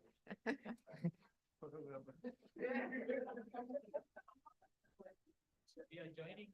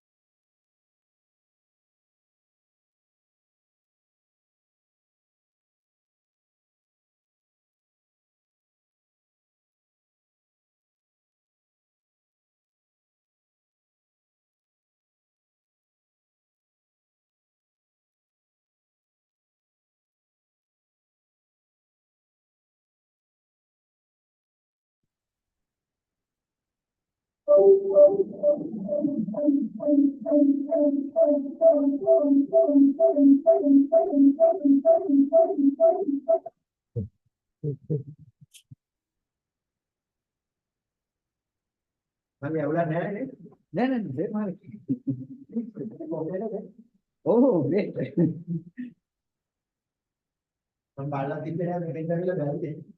नाही नाही काय नाही मग ते हदला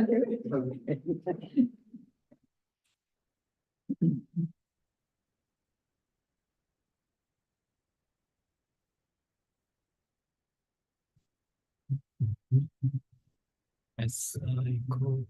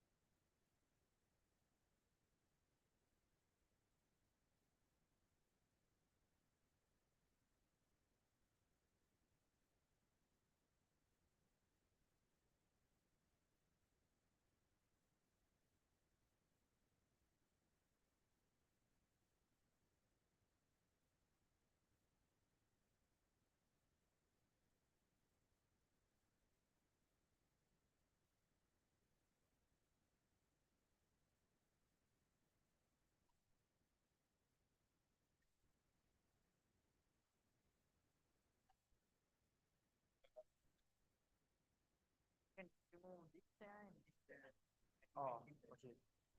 How to? Yes, how to remove to. Okay.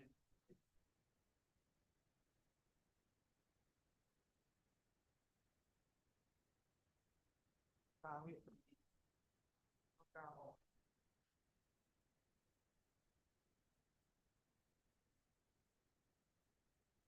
พอยังนี่ออกอันนั้นเก็บไว้พี่เขาก็เก็บไว้อันนั้น Okay for yes yesโอเค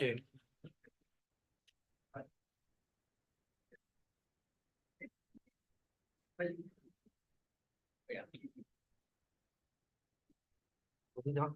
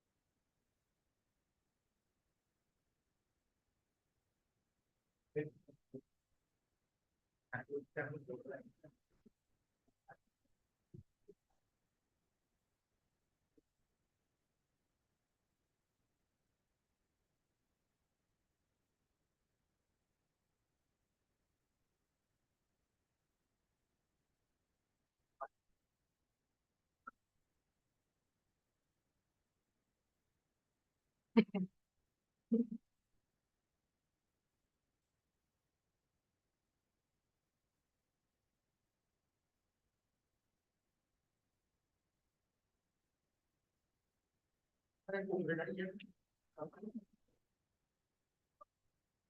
ว่าได้อะไรที่พูดให้เด็กทัน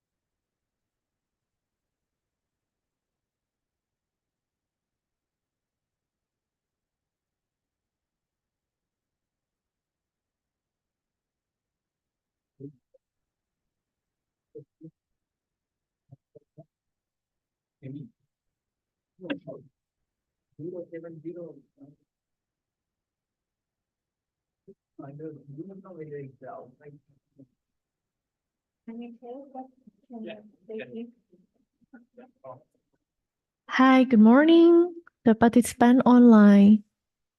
Can you hear us well? Hello.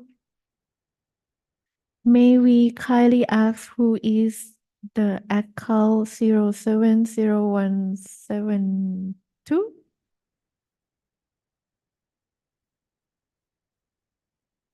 Not respond. Or you type?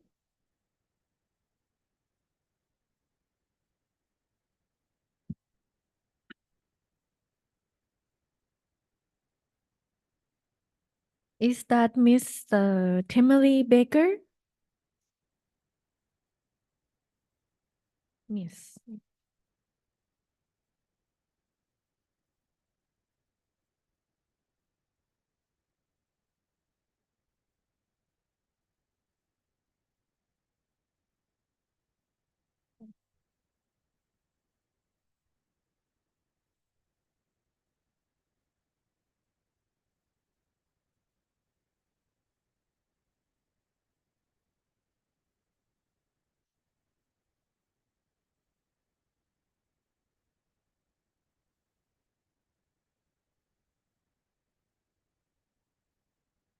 Hi, good morning, Georgian. Can you hear us well? Yes, hello. Can you hear me well? Hi, yes, we can hear you very well. Thank you for joining. And now we are having the coffee break. Okay, no worries. Okay, thank you, Georgian. Can you also see me and Yes, we can see you clear. okay. Our camera is not turned on yet. Okay. So I will just wait and Yeah, we will set up and we will let you know. Thank you. thank you.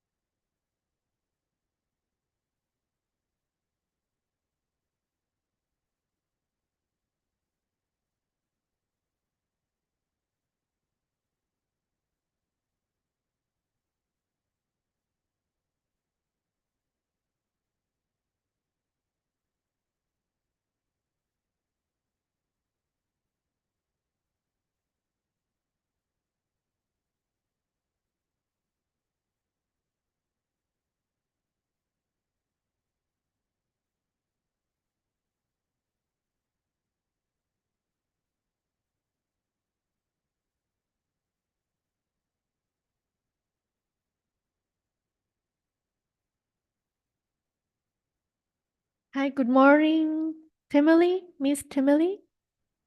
Can you hear us well? Good morning. I can hear you well. Can you hear me? Yes, we can hear you clearly and we can see you as well. Nice to see you and thanks for joining the workshop as a speaker and panelist also. No, We are I'm now sorry, in I the cannot be coffee there in break time. person. Okay. So we I- are setting up and we will let you know when it starts. Okay, perfect. I'll just be on standby then. I also have my slides that I can share from my side. They were a bit too large, so I got a bounce back when I tried to share them. Sure. So then we will let you be the co-host so then you can share your presentation. Okay, thank you. Thank you, Timothy. Hi, Temily. Just a question to ADPC. At the moment, I don't see the sharing option, I think. Am I already? Oh, I see it now. I see it now. Sorry. Okay. Everything's Perfect. clean. Thank you.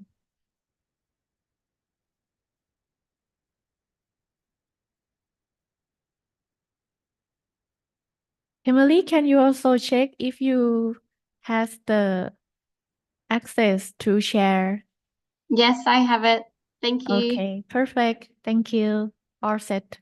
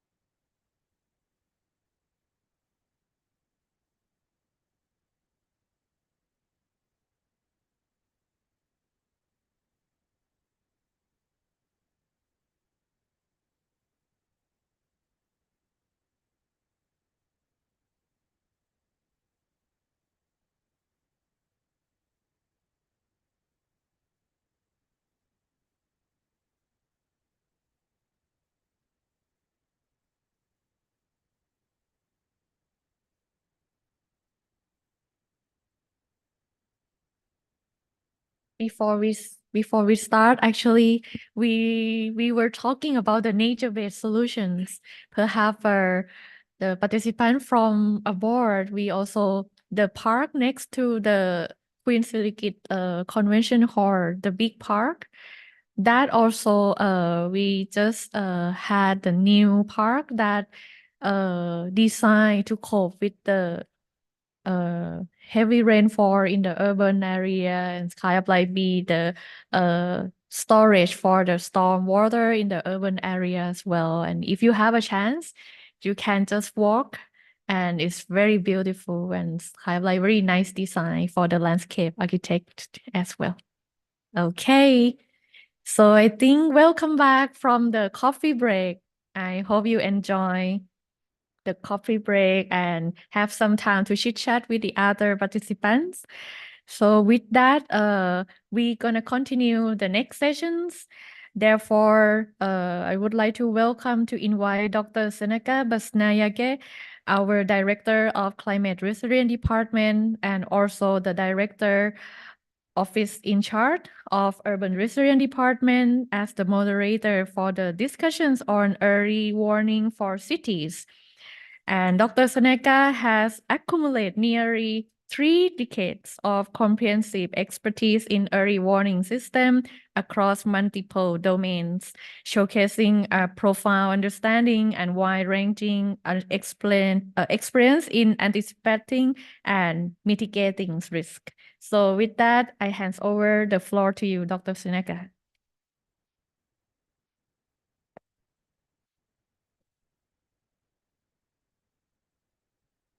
Thank you, Pin.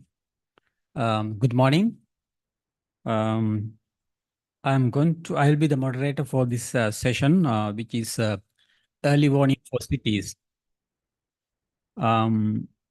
Before introducing the esteemed speakers and panelists, so let me say a few words on this session, as well as the early warning,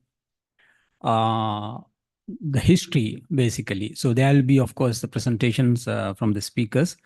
But early warning, like now in present day context, widely discussed and heard after the statement of UN Secretary General in March 2022. So early warning for all initiative. So we have, as I was mentioning, the speakers to tell us about more on that. So at global level, the early warning has been discussing for many, many decades. We could still remember that in 1994, even 1998, that is the first international conference on early warning.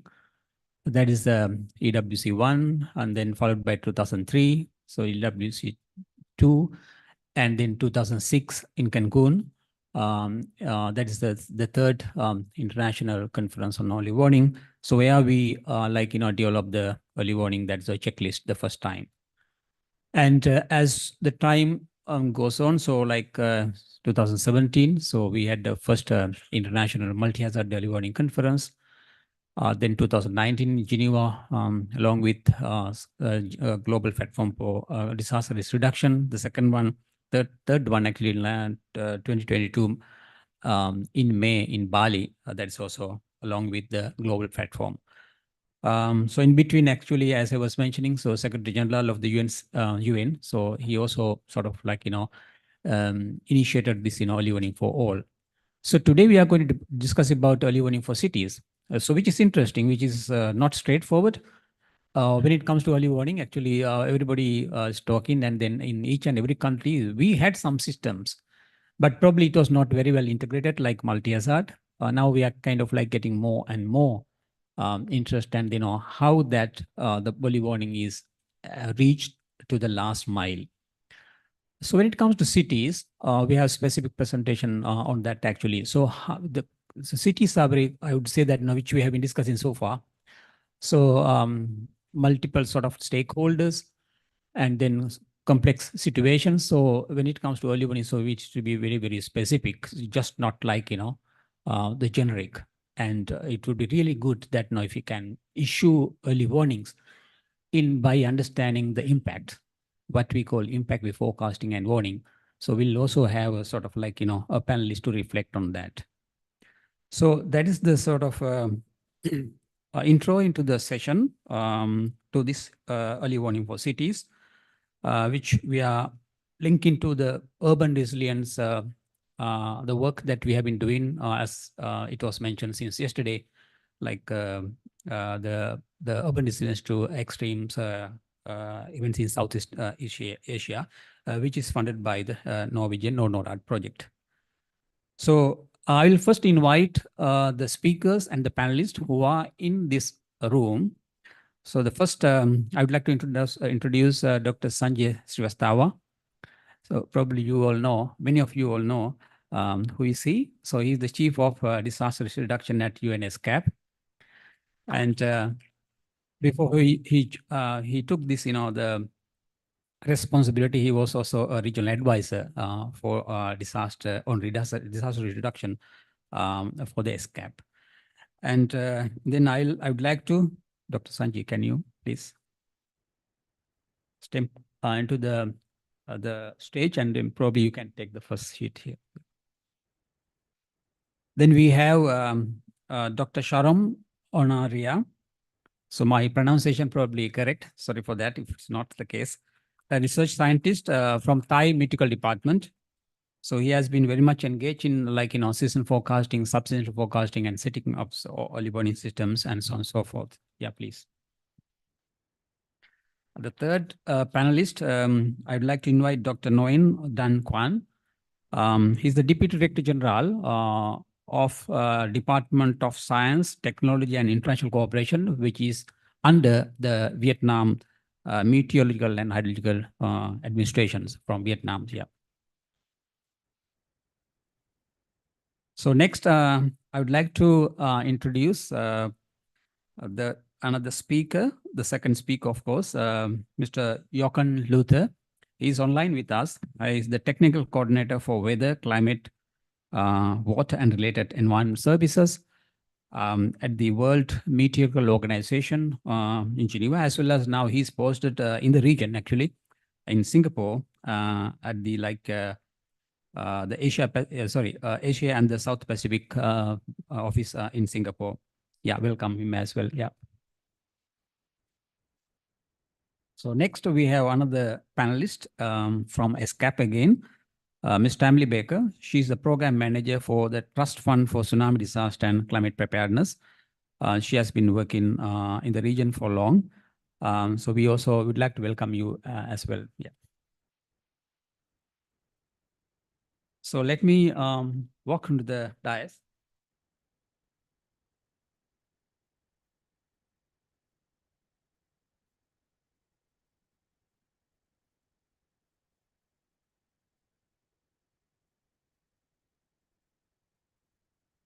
Yeah, so we'll have nearly 90 minutes, 1.5 hours, like in the other sessions. We would like you to engage towards the end of the discussions.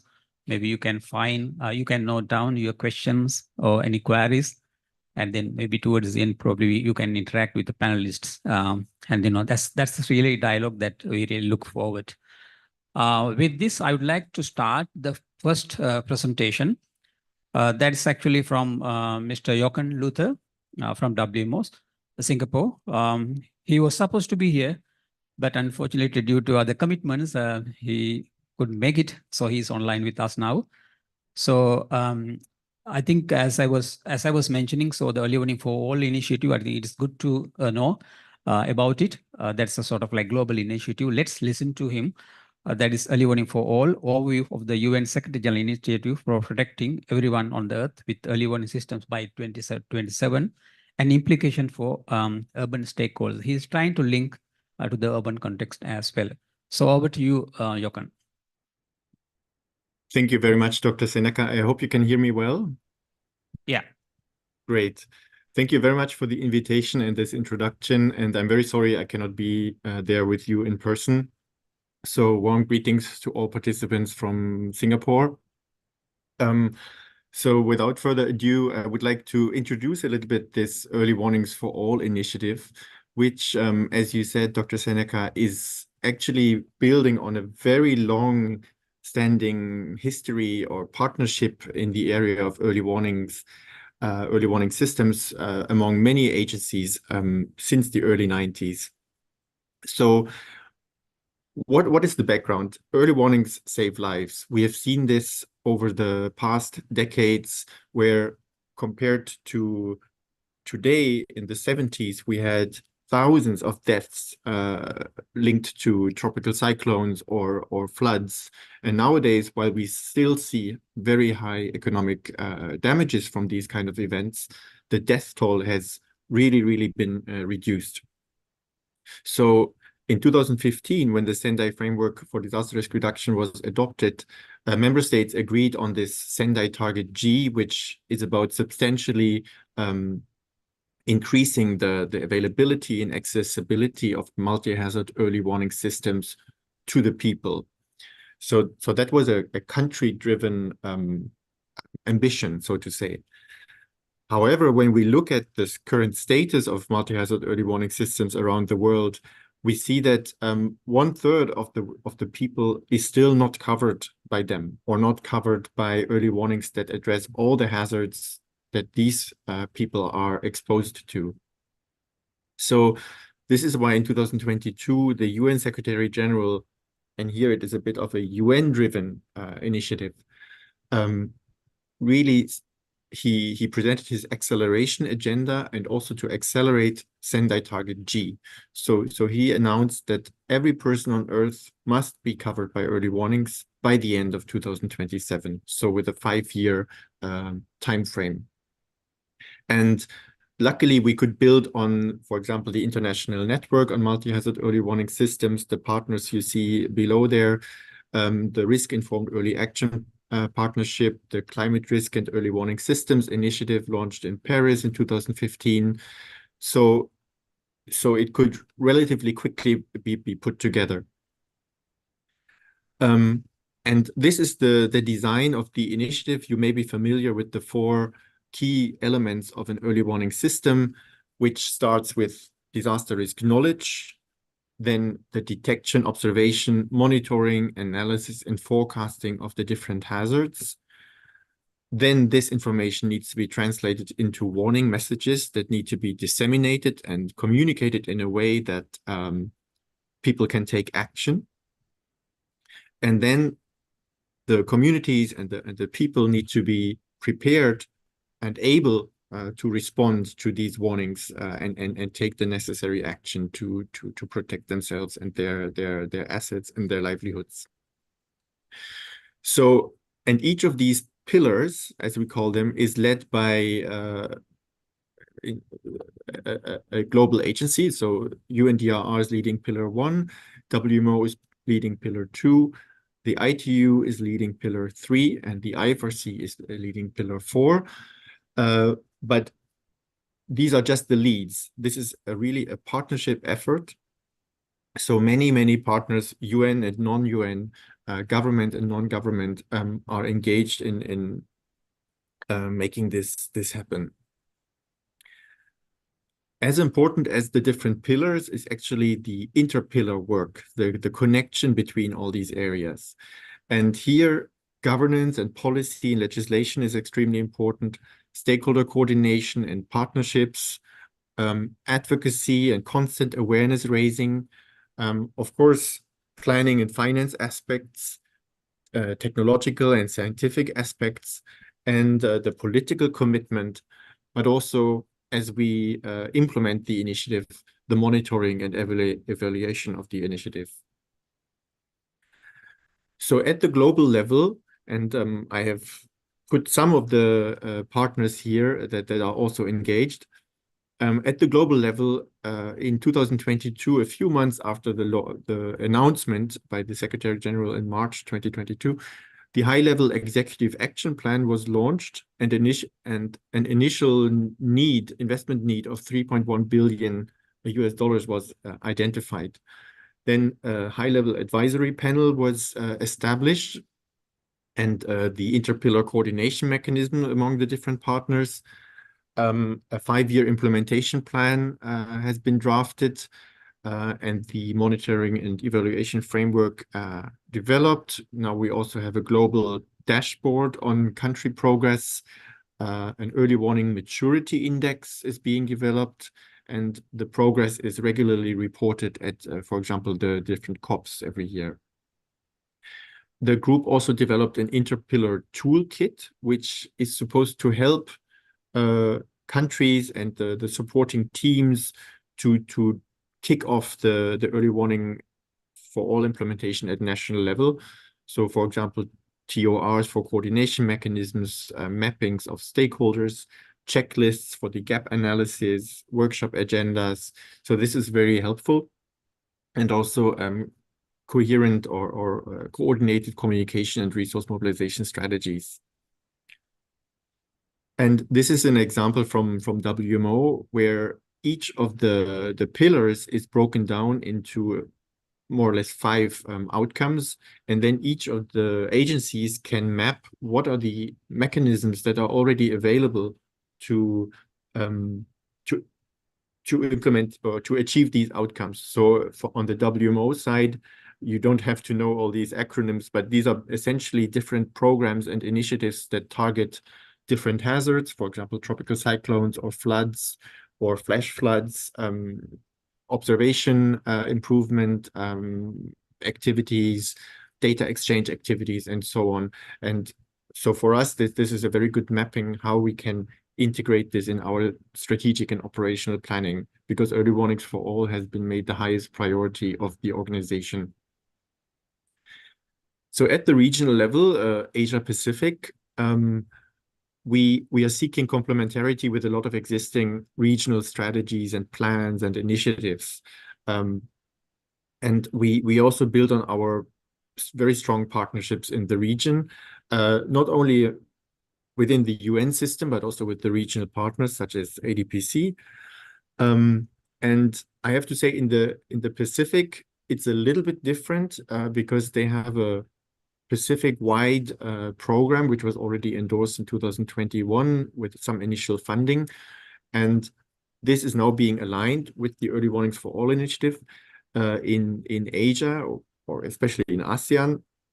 There are strong disaster management frameworks, but we are still trying to find a way how to align this to the Early Warnings for All initiative. And ASEAN has approached the different pillar leads to really make that link much stronger. And the picture here, you can see a screenshot of this dashboard where the initial gap analysis for each country, for each focus country, I will come to this in a minute, is presented in a nice visual way. So you have the capacities and also the priority hazards as identified by the country on the right side. Just highlighting the partnerships again in Asia Pacific, and it's just a selection, but ASCAP is a very important partner, especially when it comes to tropical cyclones, but also, as we will hear from Dr. Sanjay later on impact-based forecasting and also publications. ADPC is a very important implementing partner for various projects by the pillar leads. RIMES, of course, ASEAN I just mentioned, and SPREP and SPC in the Pacific, also very important technical and implementing partners. When we look at the national level, which is of course the key level, we are working very closely with the UN country teams and with the local Red Cross, Red Crescent societies. And initially, these 30 countries were identified as receiving targeted support. And in Southeast Asia, this is Cambodia and Laos PDR. And the process for implementing early warnings for all in these countries is that it would start with the gap analysis and with the stakeholder mapping. Then a coordination mechanism is put in place among the key government agencies with the support of the UN country team and the global pillar leads like WMO and ITU, which don't have country offices. And then national consultation workshops happen where the ideal outcome would be a roadmap of how to strengthen the early warning system in that country. And that roadmap could be filled with activities that then different donors, but also government agencies can pick up for funding. So here you can see this process again, from the gap analysis to the roadmap design, to the budgeting of activities, to the preparation of project proposals and the implementation. And I mentioned the Interpillar toolkit, and then you see some logos of some of the key financing mechanisms that are available, like CRUISE or the Systemic Observations Financing Facility, Adaptation Fund, Green Climate Fund, and many other funds. What are the challenges that we are seeing, and what are the next steps? So at the global and regional level, of course, we see that resource mobilization is always an issue. It's just not enough to cover all the needs. So we need to actively engage with these international finance institutions. We also need to optimize our work within the UN, but also with the partners. And what wasn't very much considered at the beginning was the role of regional organizations and NGOs. So there needs to be done, more work needs to be done to engage them. When it comes to the country level or national level, it's a lot how to sustain the infrastructure investments, how to access new technologies, how to continue developing capacities, building the partnerships, make new products and forecasts available. Also national level resource mobilization, legislation, and so on. And maybe interesting for this session is that we increasingly need to think about the role of local governments and of civil society organizations and specific geographies like cities or mountains or coasts, because this will make it more concrete. So it's very good, this initiative, early warning for cities, to bring this into the initiative. And as a way forward, we are still conducting these workshops, these gap assessments, and the development of these roadmaps. Some countries have already adopted them, like the Maldives or Laos. But it's also important to expand beyond the 30 initial focus countries, because in the end, it's early warnings for all. So every country is invited to follow this or to take this framework and strengthen its early warning system. I mentioned the engagement with the international finance institutions and also helping countries to access finance themselves, scale up partnerships at all levels to avoid duplication and leverage synergies, and also build a knowledge base as we move along. So I hope with this I could give you a brief overview, and I think during the discussion and the panel discussion we can get some further insights. Thank you very much. Thank you very much, Jochen. So thanks for setting the scene, highlighting the importance of early warning for all, and to accelerate target G, and then action plan for next 5 years from 2023 to 2027. And the budget allocated, the estimated 3.1 billion, and the partnerships when it comes to Asia and the Pacific. You highlighted the importance of working together, as well as a dashboard that you are planning to develop with other partners, pillar partners as well, and then the challenges that you have finally touch based. So with that global perspective, we would like to turn into the region as well as maybe to cities.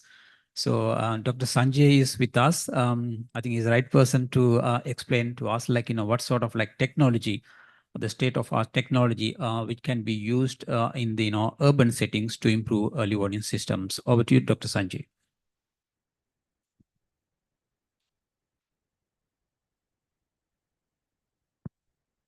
You have 12 minutes.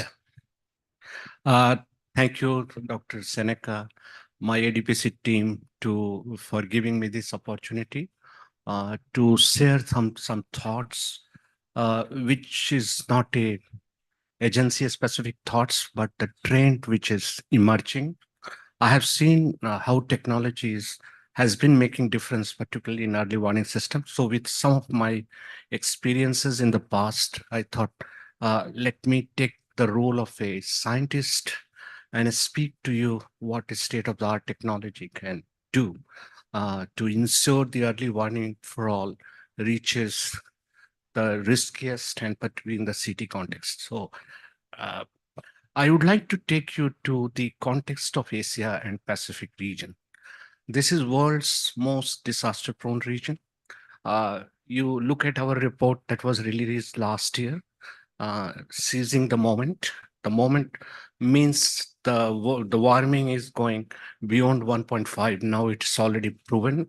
So when warming goes up, the landscape of the risk in Asia Pacific, worldwide, in country level, in city level, are going to become much more complex, compound with cascading impact. From economist perspective, you see with 1.5 degree temperature, the 85% of the people all around the Asia Pacific region will be at risk in some form or the others. At the same time, our economic impact of 1.5 degree warming will be close to $924 billion. With 2 degree, it becomes 1 trillion. That is 3% of Asia Pacific regional GDP. So this is the region which is growing fastest in the world. This is called growth engine of the world. And when we grow faster, we are also likely to lose faster with the warming. So what to do?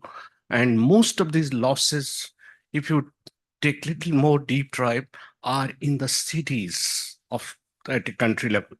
So I thought I'd just take you to the other side of, especially those who have seen the IPCC report, assessment report 6, exclusively on creation of risk in cities, in settlements and infrastructure. A dedicated chapter of IPCC for the first time on creation of risk in the city has been brought out. It's a very, I think I must tell you, one of the finest piece of the science, how climate system, city systems, how they interact, how the risk is created, the urban system and climate system, which has been producing risk as well as losses, and most of the losses that we highlighted.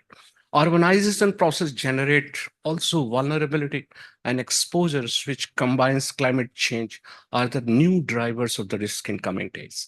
So this is a reality check came from the science. So city needs to be prepared to manage such a complex compound and cascading risk in days to come. In ESCAP, what we did in one of our Asia Pacific Disaster Report 2027, we mapped out city in multi-hazard risk hotspots of the regions. You see where cities are located. Most of the cities are located either on the typhoon tracks, in the river basin, floodplain. You name any city, you will see it's located in a multi-hazard risk, many in a seismic risk hotspots, many exposed to the tsunamis. So city by its geography, located in multi-hazard risk hotspots. Now you see the number of people in the city who are experiencing this multi-hazard. We have quantified. Those who are interested, they can look at Asia Pacific Disaster Report.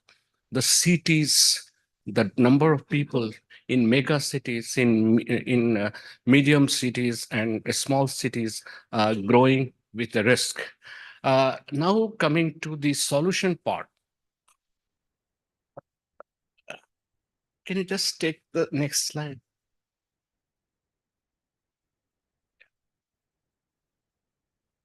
Yeah. So, yeah, solution part. Before coming to solution, I thought I will focus my the piece on some few specific hazards, which are basically a little bit not received as much attention as it should be. One is when you run the IPCC assessment report 6, model, the CMAP 6, you will see which hazard is overriding. And the hazard which is overriding is going to create havoc in coming days is the heat waves, and it's much more in the city context. At 2-degree warming, you see heat all around, heat in atmosphere, heat in the ocean, heat on the surface of the land, heat in the cities. So heat all around is going to make city in many parts of the world not livable. I thought I will capture one example of 2022-23.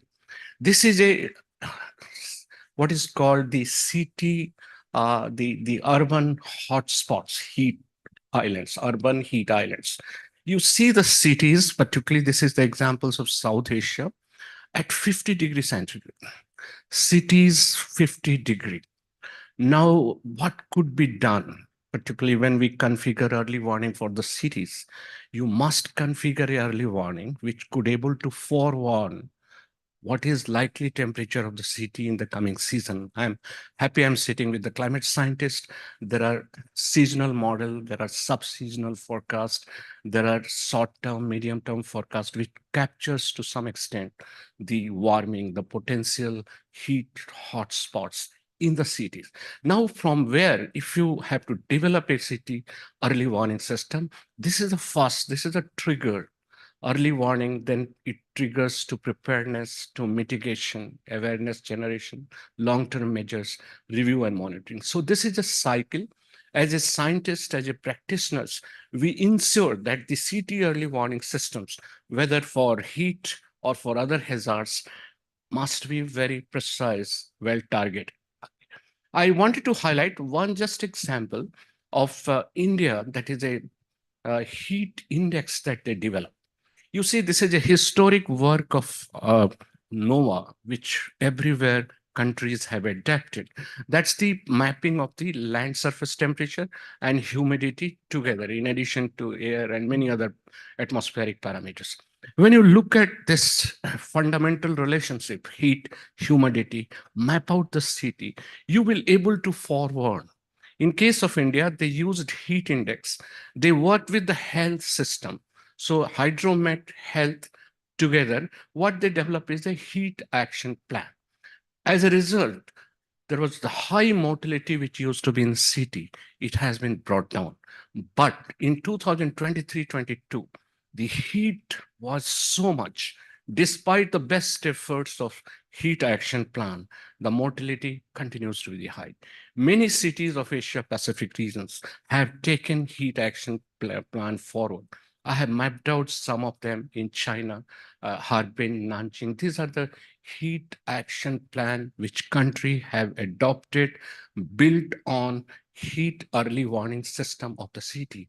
China, Hong Kong, China, Singapore, India, Ahmedabad, South Asia Heat Health Information Network, which is a WHO, WMO joint partnership. These are the important initiatives at country level.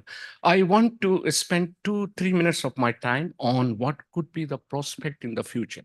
This is data and technology ecosystem. If cities are going to be more at risk, there is always a optimism, and optimism comes from the digital revolution. There is a process innovation era of digitalizations. You see, digitalization is all about the data intensive. So digitalization of the climate services, of connecting data, technology, loss and damage, and the people. The 2 point I wanted to tell you that there are game changer in disaster risk management, and particularly in city context. The technology, which includes drone, social media, that is citizen science, connected devices, IoT, Earth observations, variety of satellite, high resolutions to multi-spectral, and the geospatial modeling, all put together through cloud computing and big data analytics is going to support in a big way city early warning system, because city early warning system needs to be extremely granular. That is the difference between city and other early warning system related specificities. It has to be with pinpointed accuracy. It has to be tailored and personalized as household. So this granularity makes city early warning system very different. I would like to flag one examples, which is that's a group of Earth observation satellite system. It's a global system.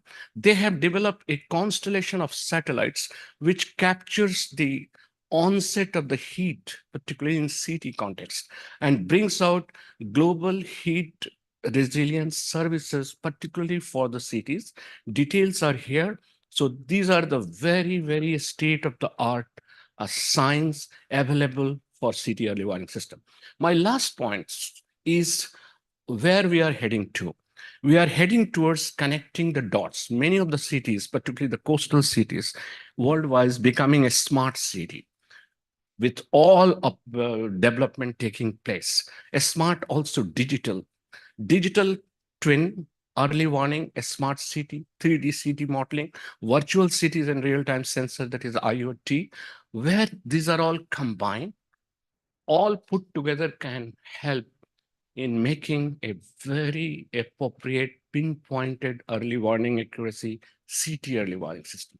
So this convergence is taking place. I have brought out a report which will be there in my presentation, how this is taking place. So it is taking place, the virtual digital twin, physical asset, virtual assets, bringing together with IoT devices and reaching early warning at city household with pinpointed accuracy. So these are the area where the solution lies.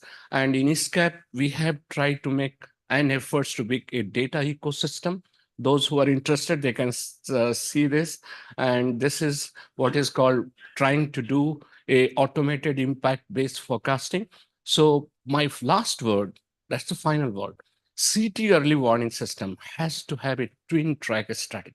Because the IPCC report, when you see what is at risk in the city, not only people, but the critical infrastructure, which comprises energy, ICT systems, the power system, transport system, your social infrastructure like schools and hospitals. So early warning, not customized, tailor-made to the people alone, but also to the infrastructure. So the early warning for all, what my colleagues spoke at length, people-centered impact forecasting, multi-hazard in city context, and multi-sector. The most important has to be coupled with a sector, which is what is called system of the systems infrastructure in the city context. So coupling these two is the key for city early warning system.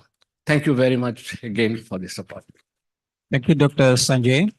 Highlighting the importance of, towards the end, of course, the technology and the new concepts to bring, like, even including that further strengthening IBF WF system that we have been talking so far.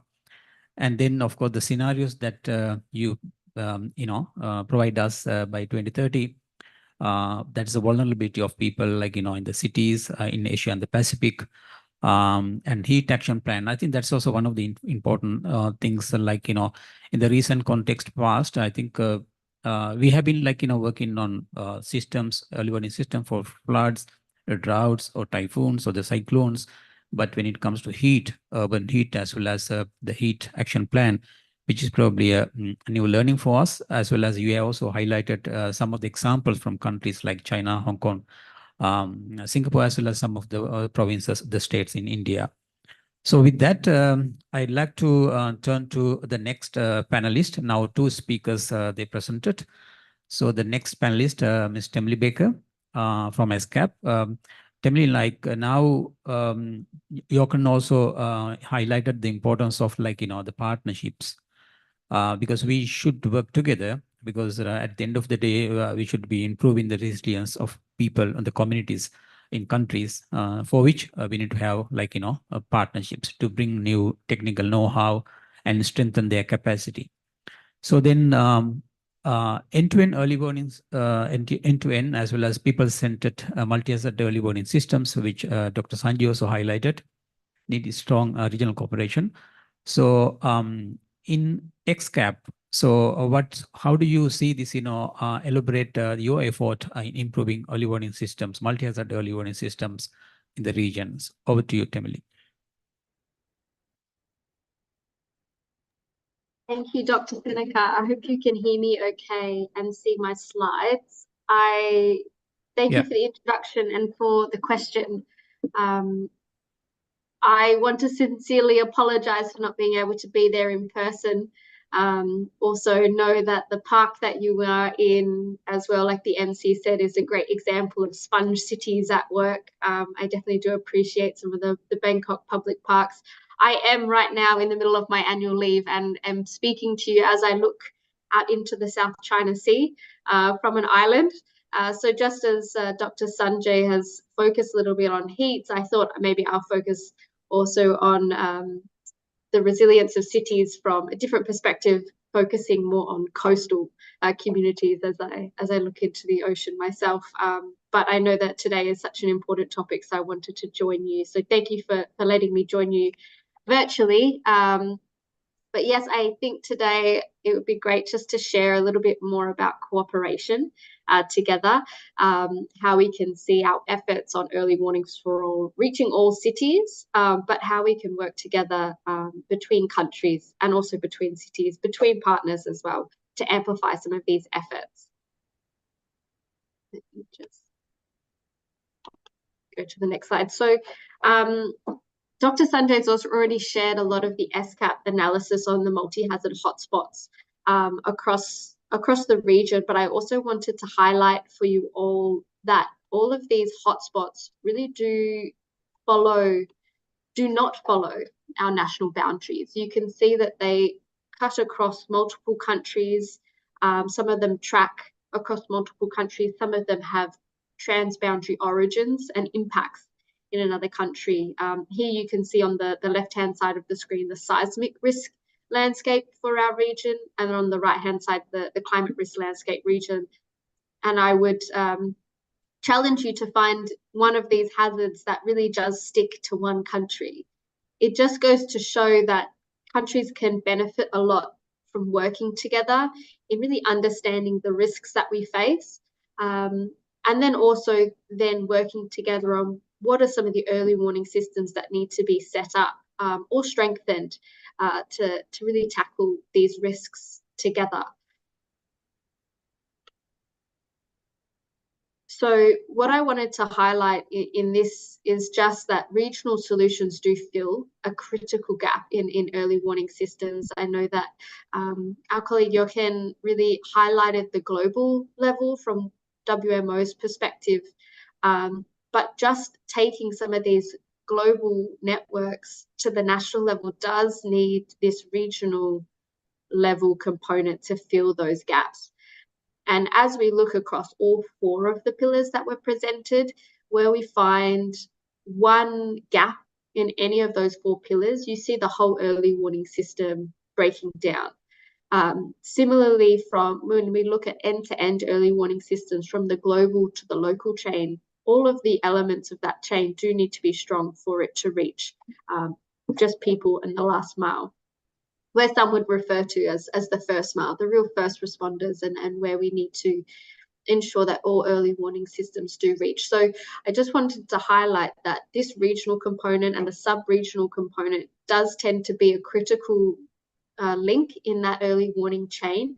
And so SCAP has been really focused on how we can strengthen this link to make sure that some of the global level initiatives do reach the local level.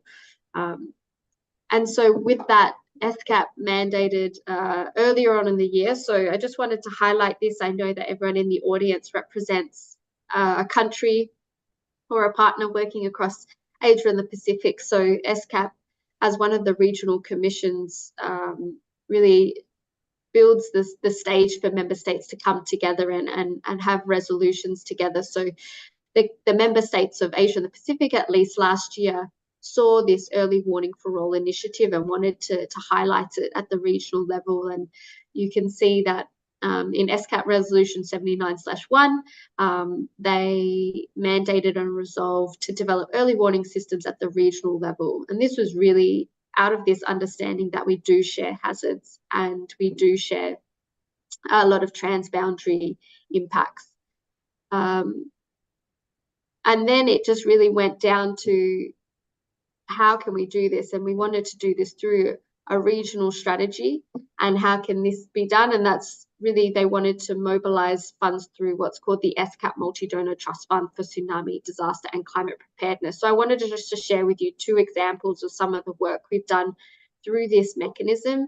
It's been 19 years of support to multi-hazard early warning system, but really focusing its efforts through mainstreaming science and technology, but doing that by supporting countries to work together. So one big example that's very specific to Southeast Asia was CAP on a map, so Common Alerting Protocol. So how can we help countries to standardize common alerts, but really synergize feeds together and then geo-reference them to produce real-time early warnings and advisories.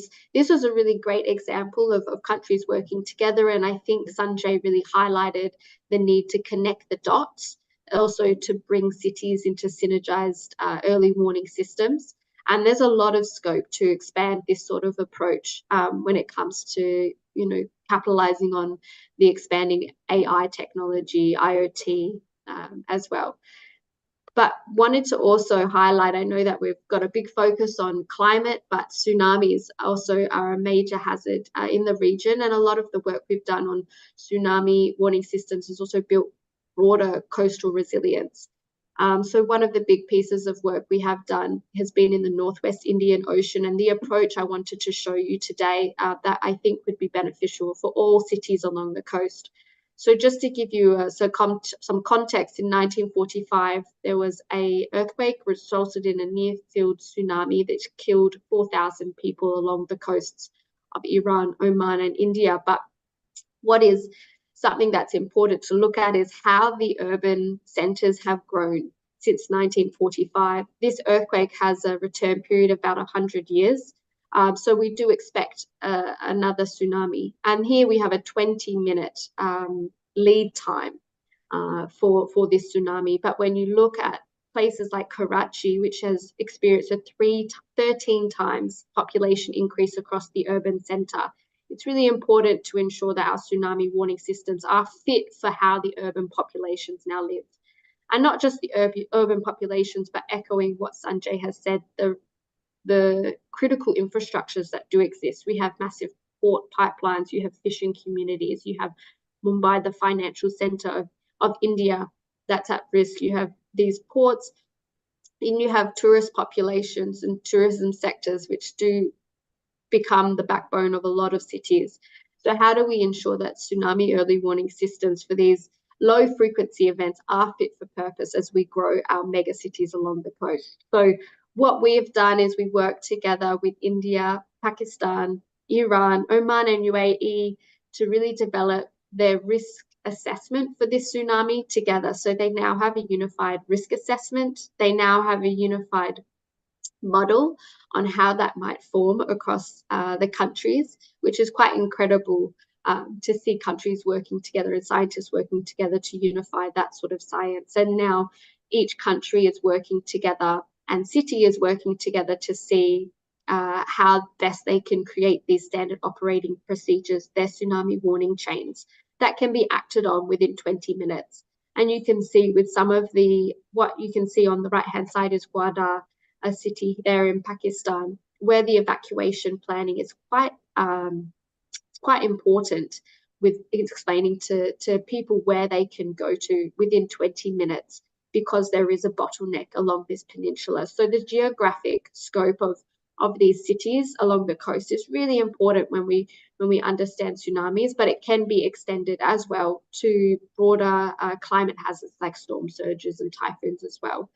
So it's important to see this single hazard approach also reaching across multiple hazards and learning from one another. But I might leave it there because I think I have gone over time. But just to say that I could talk more about this if we do have time later on, that we are taking a lot of this approach into commemorating 20 years since the Indian Ocean tsunami later on in this year. But mainly just that cooperations, countries working together really do amplify some of the impacts of early warning system investments. Thank you, Dr. Sanaka. Thank you very much, Timely. And so you highlight the mandate of SCAP to support early warning for all. as well as a regional strategy to support that one.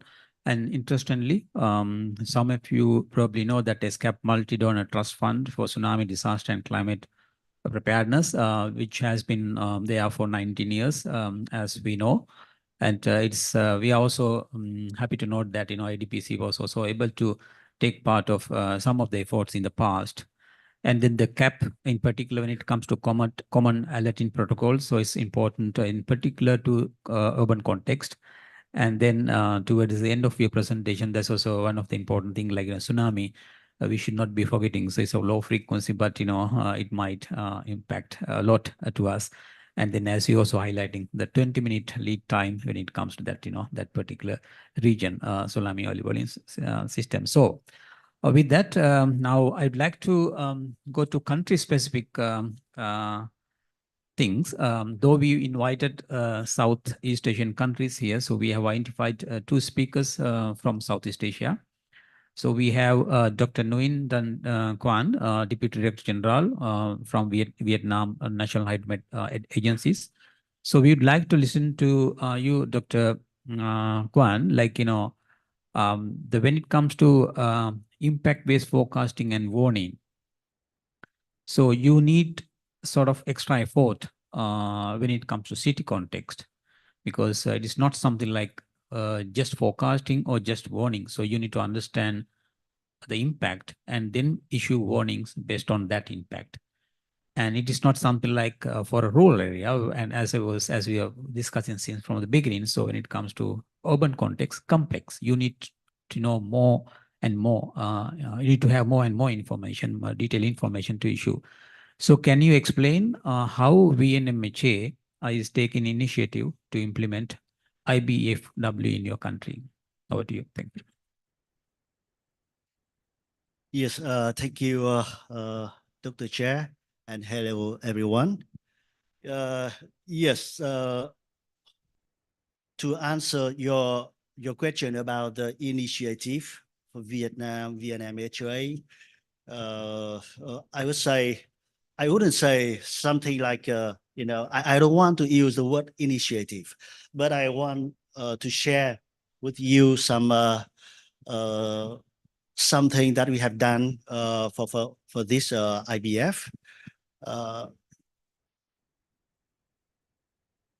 And also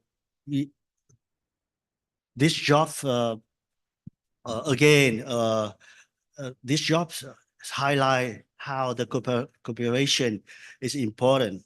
For the IBF in VNMHA, I can name two activities. The first thing is we did an assessment to find out and understanding the existing gaps, needs, and also the gaps in multi-hazard early warning system in both 3 levels: the central level, the central level, the regional one, and the provincial one.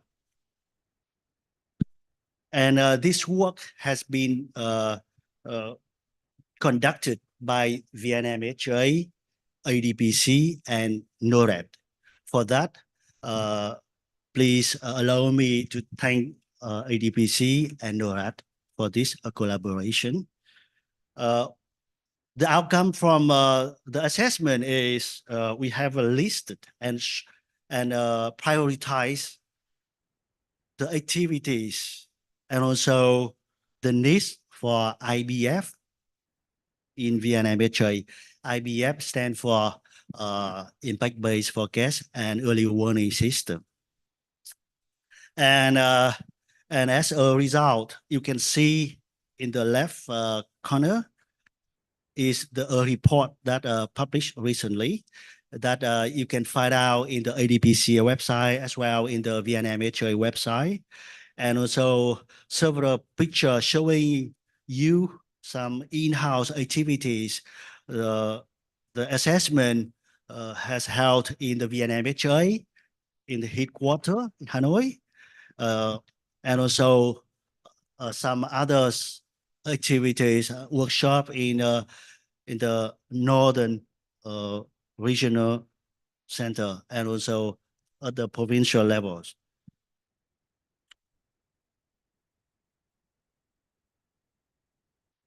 As I mentioned, the second activities for implementing the IBF, I can name here is the second activity is conduct the training and capacity building for forecaster in Vietnam HA for both 3 levels: central government, regional, and also provincial level.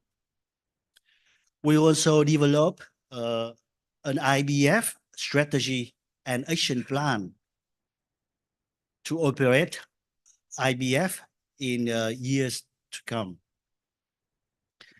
And so far, we develop IBF procedures for cyclone and floods. And also, we, with the support from ADPC, we develop a tool that I will show you a little bit later on to support for forecaster in doing IBF. Yeah, so this slide showing you some new product from our corporation. You can find out through the ADPC website and, as I mentioned, Vietnam HA website report. And here is a slide to show you a tool that the forecaster can use for the IBF doing. You can see in this slide is, for example, in the Northeast, the red one is the higher risk area, and the yellow one is, and this event is for typhoon hitting, I should guess. Yep. And the yellow one is the less risk area. And based on this, the forecaster can produce effective and productive bulletins for end users. Yeah, some others. If you want to, if you have time, please go to the website and study like a study tour to learn, to have some information what we've done for the IBF system. Yes, so that is for the IBF issue. Thank you, Dr. Nguyen Quan.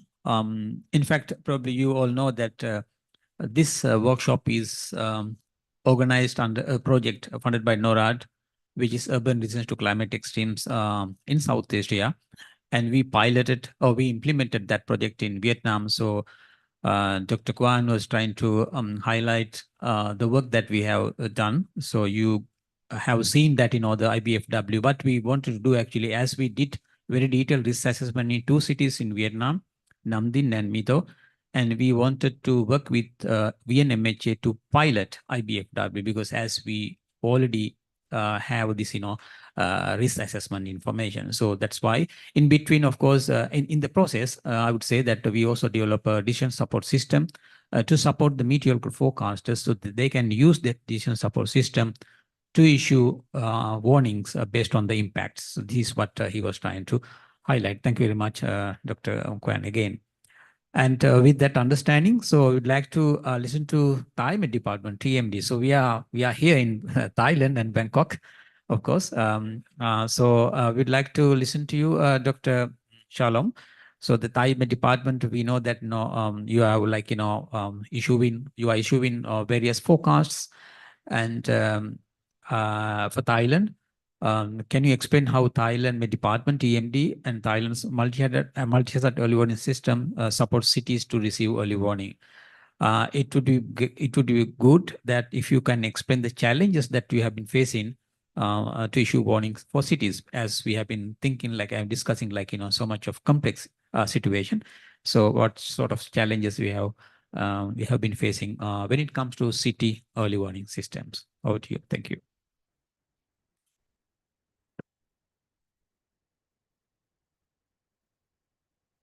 Thank you, Dr. Seneca and our ATPC for inviting TMD and me join this regional workshop. And also, good morning, all of you in our urban resilient communities. So I myself is a methodologist. I want to share you our perspective to action the urban resilient.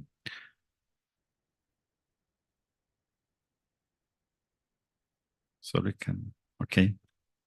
I will give you some of our science-based to action the urban or resilient based on our knowledge and our tools. The team they have mandate to provide the people the observation data and network, and also we provide the people with the forecasting for multiple time scale. It starts from for a really short or 1 minute or 30 minutes until our monthly decadal time scale is really our time scale that the people can use. So this one is I can tell you this is the 4 major pillar to supporting its sector is not only the private sector but also the public sector as well. We go to the first one is the climate monitoring.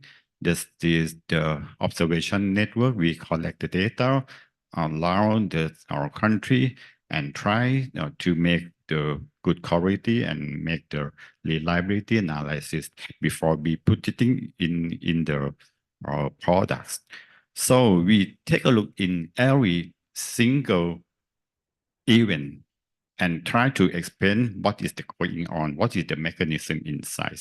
And also if we can understand it, we can make the prediction by the model.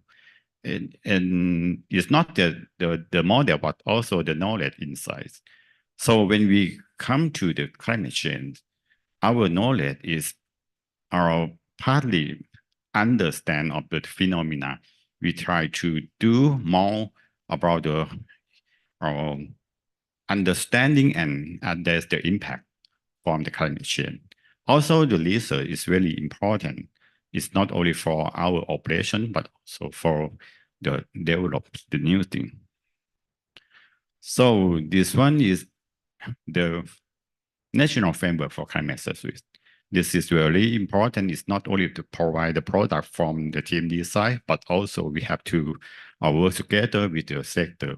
I show you the 5 important sectors that is the different from like the area and different from the multi-hazard as well. When we take a look at the first one is the agriculture and food security. This one is a very large area of the data that we can provide and also for the forecasting. When we come to the urban resilient, this one is really challenge for a team. When we have to do the very small area, but high impact to the people. So the integrated or the urban climate action for low carbon and resilient city is really important, and we have to work together with more partner and also the multi-hazard sites. So the framework will be something like this. Based on the WMO National Framework for Climate Services, we try to bring together, it's not only from the scientific side, but also to the partner and also to the people in the area. NFCS is itself is the coordination with work together and co-design and co-produce and make the communication and deliver the product to the people for decision making and for the science or climate sensitivity. So when we come to the urban action, it's really challenging to TMD. This is, we have to improve our knowledge, our data in high resolution, and also the model into take the action. The lesson, we take a look at the multi-hazard early warning for example, in the weather and hydrology and even the air quality at the urban scale. And we come to the sustainable. This one is longer or time frame, and we have to make a planning by using like the climate services that we talked about before. We have to work together with the sector for multi-hazards in the area. So the goal of the action is science-based with integrated the urban hydrology, meteorological, climate, and environment in the service. So this one, the WMO recommendation for our med service to work with this climate service.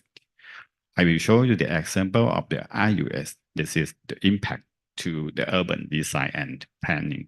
We have to go to the first one is our hazard and risks for the urban environment. We take a look at the high impact, the weather and the climate.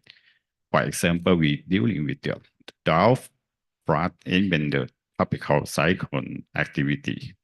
And also we take a look at the model, the method we use.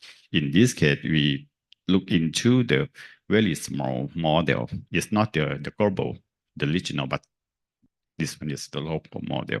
And we have to make the evaluation of the problem and also come to make the planning for infrastructure. This one I show you the last slide. It will be very complicated, the integrated of the data. It's not only from med service side, the data, and also we have to make the integrated with the non-climate data. That means we have to put our infrastructure data, put the risks in the integration, and also we can make the climatic map. In this, for solving the specific problem in the city, we try using the urban climate model. This is the flexible dynamic model. We can make the simulation, the model in the city. For example, if you take a look at this one will show you the urban action on the air pollution model. We can have the model simulation to make a simulation of the surface temperature and also in the inversion of the temperature that's corresponding to the volume of the city when we have the density of the point source.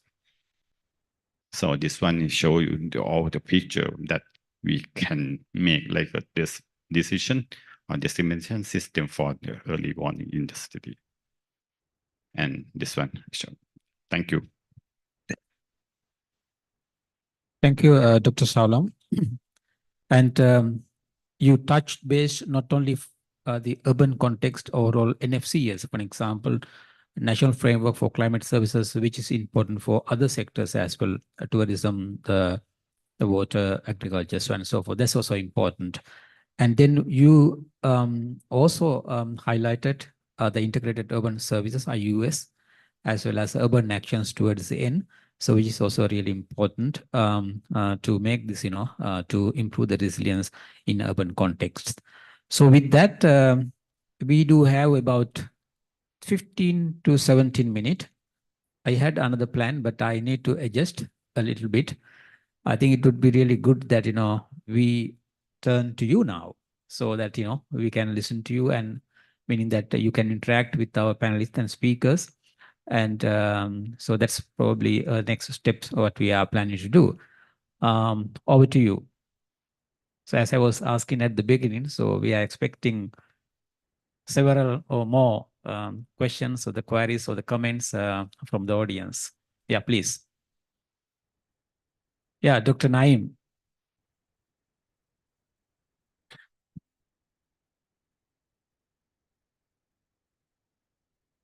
Hello, my name is Naeem from Thammasat University. I have question to any of you can answer this question.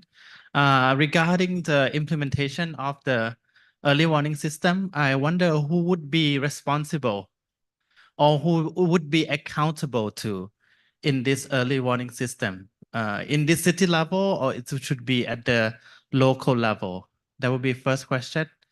And the second question, do you have any example of the cities who is accountable or who is responsible for not just warning, but also conduct the whole system?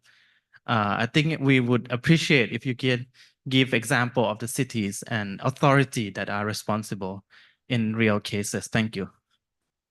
Yeah, Dr. Wang.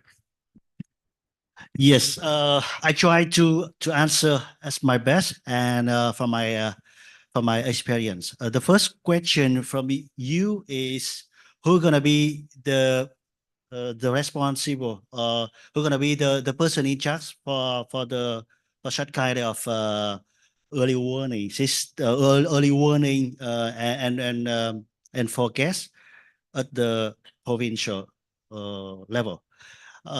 I think it depends on country by country. And for Vietnam case, we issue at the central government, we issue the national early warning, and then it degraded to regional and provincial. So in Vietnam, for the forecaster in the local provincials, they can issue their own bulletins and warnings. So that is the first question. Maybe you and can add some information from Thailand, from TMD. The second question is the real example, right? The real example for a situation that urban or on city level dealing with an urgent situation. Yes, in Vietnam, for example, in Da Long in Quang Ninh city, that is a northeast city in coastal line, in coastal area. Last year when typhoon coming, I cannot name the typhoon here, cannot remember exactly the name in international, but that is the typhoon number 9. I thought when the typhoon coming, the national one, the central government, as I was for forecaster in the central government forecaster building headquarters, we issue a general bulletin.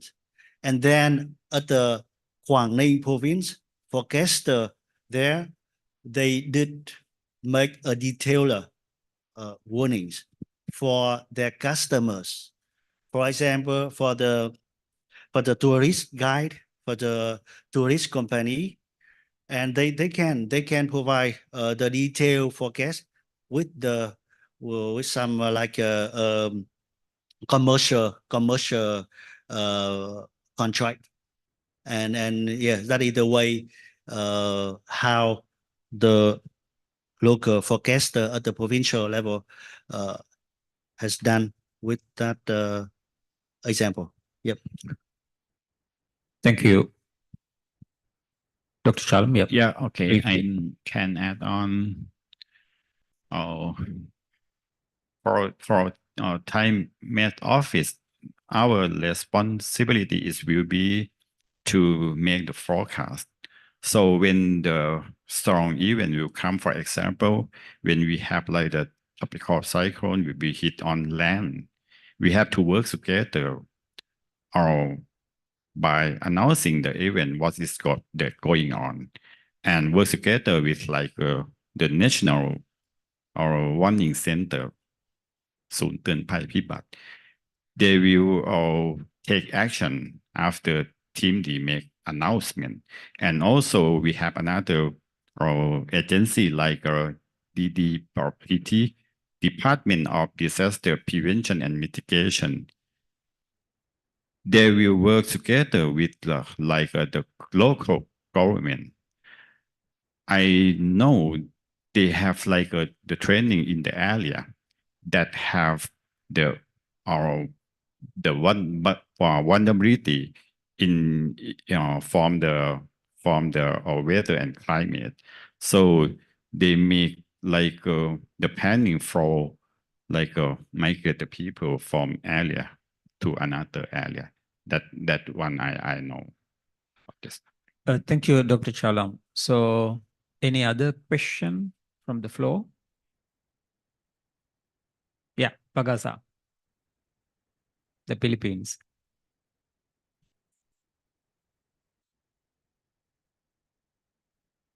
Good morning. I have a question for Ms. Baker. Okay, ma'am, you're mentioning about your initiative on a tsunami early warning system for urban resilience, and there is a more or less same impact hazard, the storm surge. In the future, is there an initiative to some kind do with the early warning system for this, for urban resilience? And my last question for the impact-based forecasting. I just want to know the lead time of your impact-based forecast warning. How many days? Thank you. Thank you, Mr. Emily. Thank you for the question. I think that's it's a very good question because we have done a lot of work in operationalizing tsunami warning systems, and based on the approaches, it helped form and operationalize what's now known as the Indian Ocean Tsunami Warning and Mitigation System, which largely mirrors what is also the Pacific Tsunami Warning System, which is what Philippines is a member of. But taking the approach of realizing that countries can work together on the risk assessment and the modeling, the observation networks, and then also work together on the warning systems.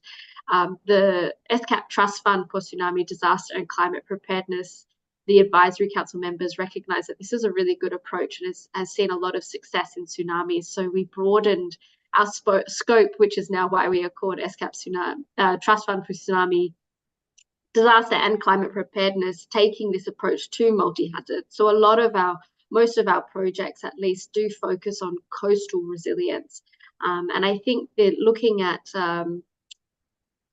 what Dr. Sanjay had presented in connecting all the dots, and looking at, I guess, the Common Alert Protocol, is there is a lot of data out there. There's a lot of models out there. When you take things like the wave inundation models, the storm surge models, the tidal models, and we look at coastal resilience, it really does need to integrate all of these different data sources. And I think it's very important to look at climate hazards and look at climate projections and how this does influence a lot of our climate hazards, but layering on as well geophysical hazards as well. Submarine landslides, earthquakes, underwater, volcanoes as well, and then look at sea level rise on top of that. So it's an ongoing piece of work, but when we do look at climate and geophysical modeling and how that then relates to multi-hazard early warning systems, it's integrating all of these different data sources is really quite critical. So it's ongoing, but I think we can work together between countries to make sure that high-risk countries that have lower capacities in being able to integrate multiple hazards can definitely see the benefits of working together with neighbours across the sub-region. I hope that answers your question. I wasn't too sure who the question on the impact-based forecasting was to, so maybe I will pass on to a fellow panelist. Yeah, Kimberly, I think we can pass it to Dr. Kwan from Vietnam. Yeah. Yes, thank you, Pagasa. Questions? Thank you very much. That's a good question. Regarding the lead time for gas IBF, as I mentioned in my talk earlier, in Vietnam, we built the two procedures for IBF. The two, one is a typhoon and one is a flood, and depends on situation. We will issue corresponding warnings. And for typhoon, IBF, 3 days in advance. And for the flood, 12 to 24 hours in advance. What I'm giving some information here is, as you know, IBF is a kind of the unoriented from WMO, and WMO members try to attempt, and Vietnam is going on that direction. And for doing the IBF, we have to train our staff to learn, to know about the affected of each type of hazard. And also we have to connect the expertise in each field to get the knowledge for individual type of hazard. Yep. Thank you, Dr. Nguyen. Any other question I saw? Yeah, from SCAP. So I have a question for Dr. Chalum from TMD. As I perceive it, one of the key challenges facing that early warning system is effectively disseminating warnings to reach all the vulnerable population in a timely manner. And this context includes the remote and rural areas where the communications infrastructure is limited or sometimes non-existent. It is important to ensure the alert reach to this community through the multiple channels such as mobile phones, radio, or community leaders or local authorities. But it may could be difficult in some areas due to the logistical constraint and technical limitations as well. We can also consider the issues of inclusive languages as well. In terms of this, I wonder whether these problems have been approached, or are there any plan to be to approach through the collaboration between in Thailand government agencies or NGOs or communities and the technology providers. Thank you.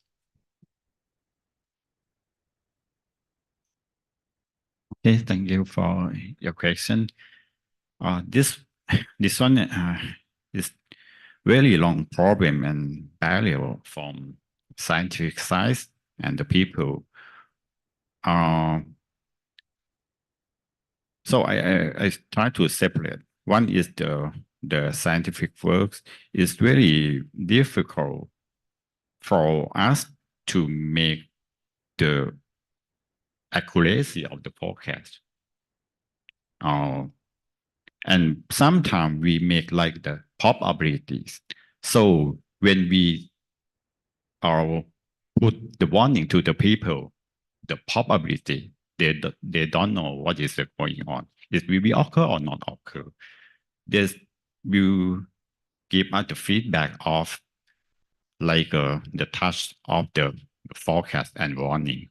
So this one, we know about the limited of the knowledge of the model to make the warning, to make the forecast. So in this side, we try to develop the tool and combine the model, all the model together and make one the better than the previous one. So another one that I'm facing, when we try to make very easy for the people. So from the scientists, it's very difficult. We have to work together with another agency. For example, like the agency that who can deliver our messages to the people. For example, in the agriculture sector, the farmer, we cannot take this message directly to the farmer. So we do the different thing by work together with another agency that can take this message indirect. Yeah, that's one that we can do. Thank you. I think we are close to the end. So we have 2 more minutes. We have seen that no questions for the panelists, but we didn't get any questions for the speakers. So I'll like to little bit make some adjustments to Dr. Sanjay as well as Yoshan. So if you have any final word for the group, for us to, to hear from you very briefly, over to you, Dr. Sanjay. So take away message or something. Yes, Dr. Sanaka, I think let me take this opportunity to highlight one example which really touched the early warning community in the region. In the midst of the pandemic, COVID pandemic, there were 2 cyclones, one cyclone Nisarga, 2020, that hit India's mega city, which was also the global COVID hotspots. So cyclone in the midst of the progression of the COVID. Now the forecaster's challenge was you provide a very accurate tracked forecast, intensity, landfall of the cyclone. That's perfect. But can you target those hospitals where large number of COVID patients are there? Those critical infrastructure like gasoline power plant which were there. So I think there was a hard lesson that was learned in 2020. Providing quality forecast is not enough. So they immediately improved. Cyclone Taukate, it again hit the Mumbai in the worst kind of the COVID. They provided forecast, what is called gridded forecast. The hospitals which are in the hotspots of the COVID, what could be the potential cyclone impact? The gasoline, what could be the potential impact? So gridded forecasts, targeted to the critical infrastructure, to the riskiest population, those the most vulnerable, is the way forward. So particularly in the city, early warning for all. Thank you. Thank you, Dr. Sanjay. Yokant? Thank you very much. I just want to add that, WMO is a standard setting organization that provides a lot of guidance, technical regulations, capacity development. So I just want to say that urban services or meteorological, hydrological services for urban stakeholders, it's an area that has really gained interest, attention within WMO, like over the last 10 years, I would say. And WMO, like I'm only from the Secretariat. The strength of the organization is the expert network, like the ones in the room from Pagasa, from TMD, from Vietnam, that really contribute to the work of the organization. So there has been a study group, a global study group on urban services, and they have led the publication of very interesting material that you could look into, which is guidance on integrated urban hydrometeorological and climate and environmental services, with many good practices from cities around the world, such as Hong Kong, Paris, Singapore, Macau, Shenzhen, and so on. Good practices for high resolution modeling, including impact-based forecasting. And then at the regional level, so regional level, I mean the different member countries of WMO in the Asia region, for example, they also come together and they develop demonstration projects, pilot projects, research projects, also very interesting ones, for example, on sand and dust storm forecasting in Qatar during the FIFA World Cup, or specific forecasting developed for the Asian Games in Hangzhou in China, or other projects for the mega city agglomeration, Hong Kong, Macau, Shenzhen. There's not enough time to go into this, but I'm happy to share the links to these publications and to these projects. And maybe you can include them in the report of the workshop. And just next week, we will have a big technical meeting of WMO experts, and they will probably decide on a new study group or committee that will look at the nexus of urban services, heat, and energy. So very interesting developments there. But over to you, and thank you again for the invitation. And then just saying that Early Warnings for All is really the opportunity to bring in all these partners together and, for example, address these multiple channels of warning dissemination, the language issues, the inclusivity of all kinds of communities with all these different partners that all have their comparative advantages. It's really a big opportunity to achieve that. Over to you. Thank you. Thank you, Jochen. While I am wrapping this, the sessions, you can also see, thanks Temily for responding to this query. So you can also read on the screen. So she was trying to respond that, the question on shifting from single to multi-hazard early warning systems. While you are reading this, the message, the comment, or the response, I would say, I would like to wrap this session up. Thank you very much for your participation. Thank you very much for our panelists as well as the speakers. We were able to, get more insights to sort of like, the cities in particular, but taking our understanding from the global goals and global initiatives, global perspective to the region, as well as region organization like UNSCAP, as well as ADPC. We are also part of that, and more listening to our country specific, the speakers or the panelists, I would say, and their experiences. So I think from the panel, from the audience also, you have also engaged with us, which is really interesting. So these are kind of like, as you highlighted the fact that, you highlighted the fact that the partnership is important when it comes to the real work with the country or with the organization, with the community. With that, I thank you again for all the speakers and panelists. Thank you very much for listening to us. Thank you. Over to you, Pin. Thank you very much, Dr. Seneka, and all the panelists, both in person and online. That's such a great discussion, and I kudos for early warning for all to leave no one behind. So with that, therefore, I also would like to invite Dr. Seneka to hand over ADPC appreciation souvenirs to the panelists.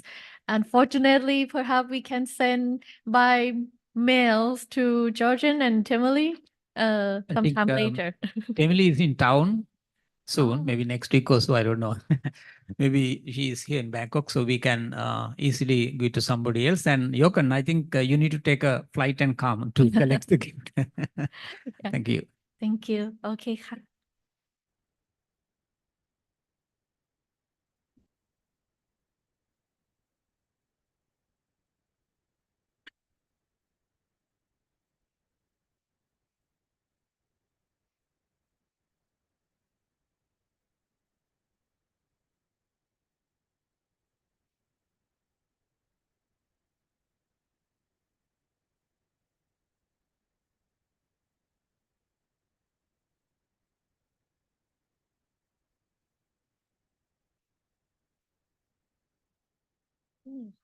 เราถ่าย group photo.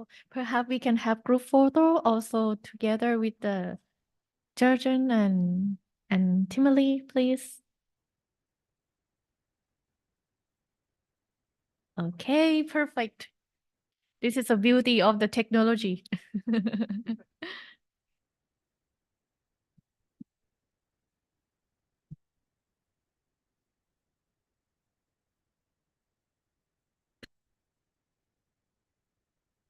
Oh, yeah.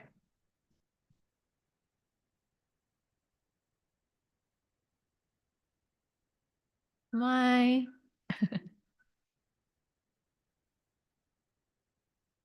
Thank you. Thank you, Timothy and Georgian, and have a good day. We keep in Thank touch. Thank you. you. Bye-bye. Yeah. Thank you. Have a good end of the workshop. Bye-bye. Bye-bye. So, all right, everyone, it's time for lunch. And again, it's gonna be the same place.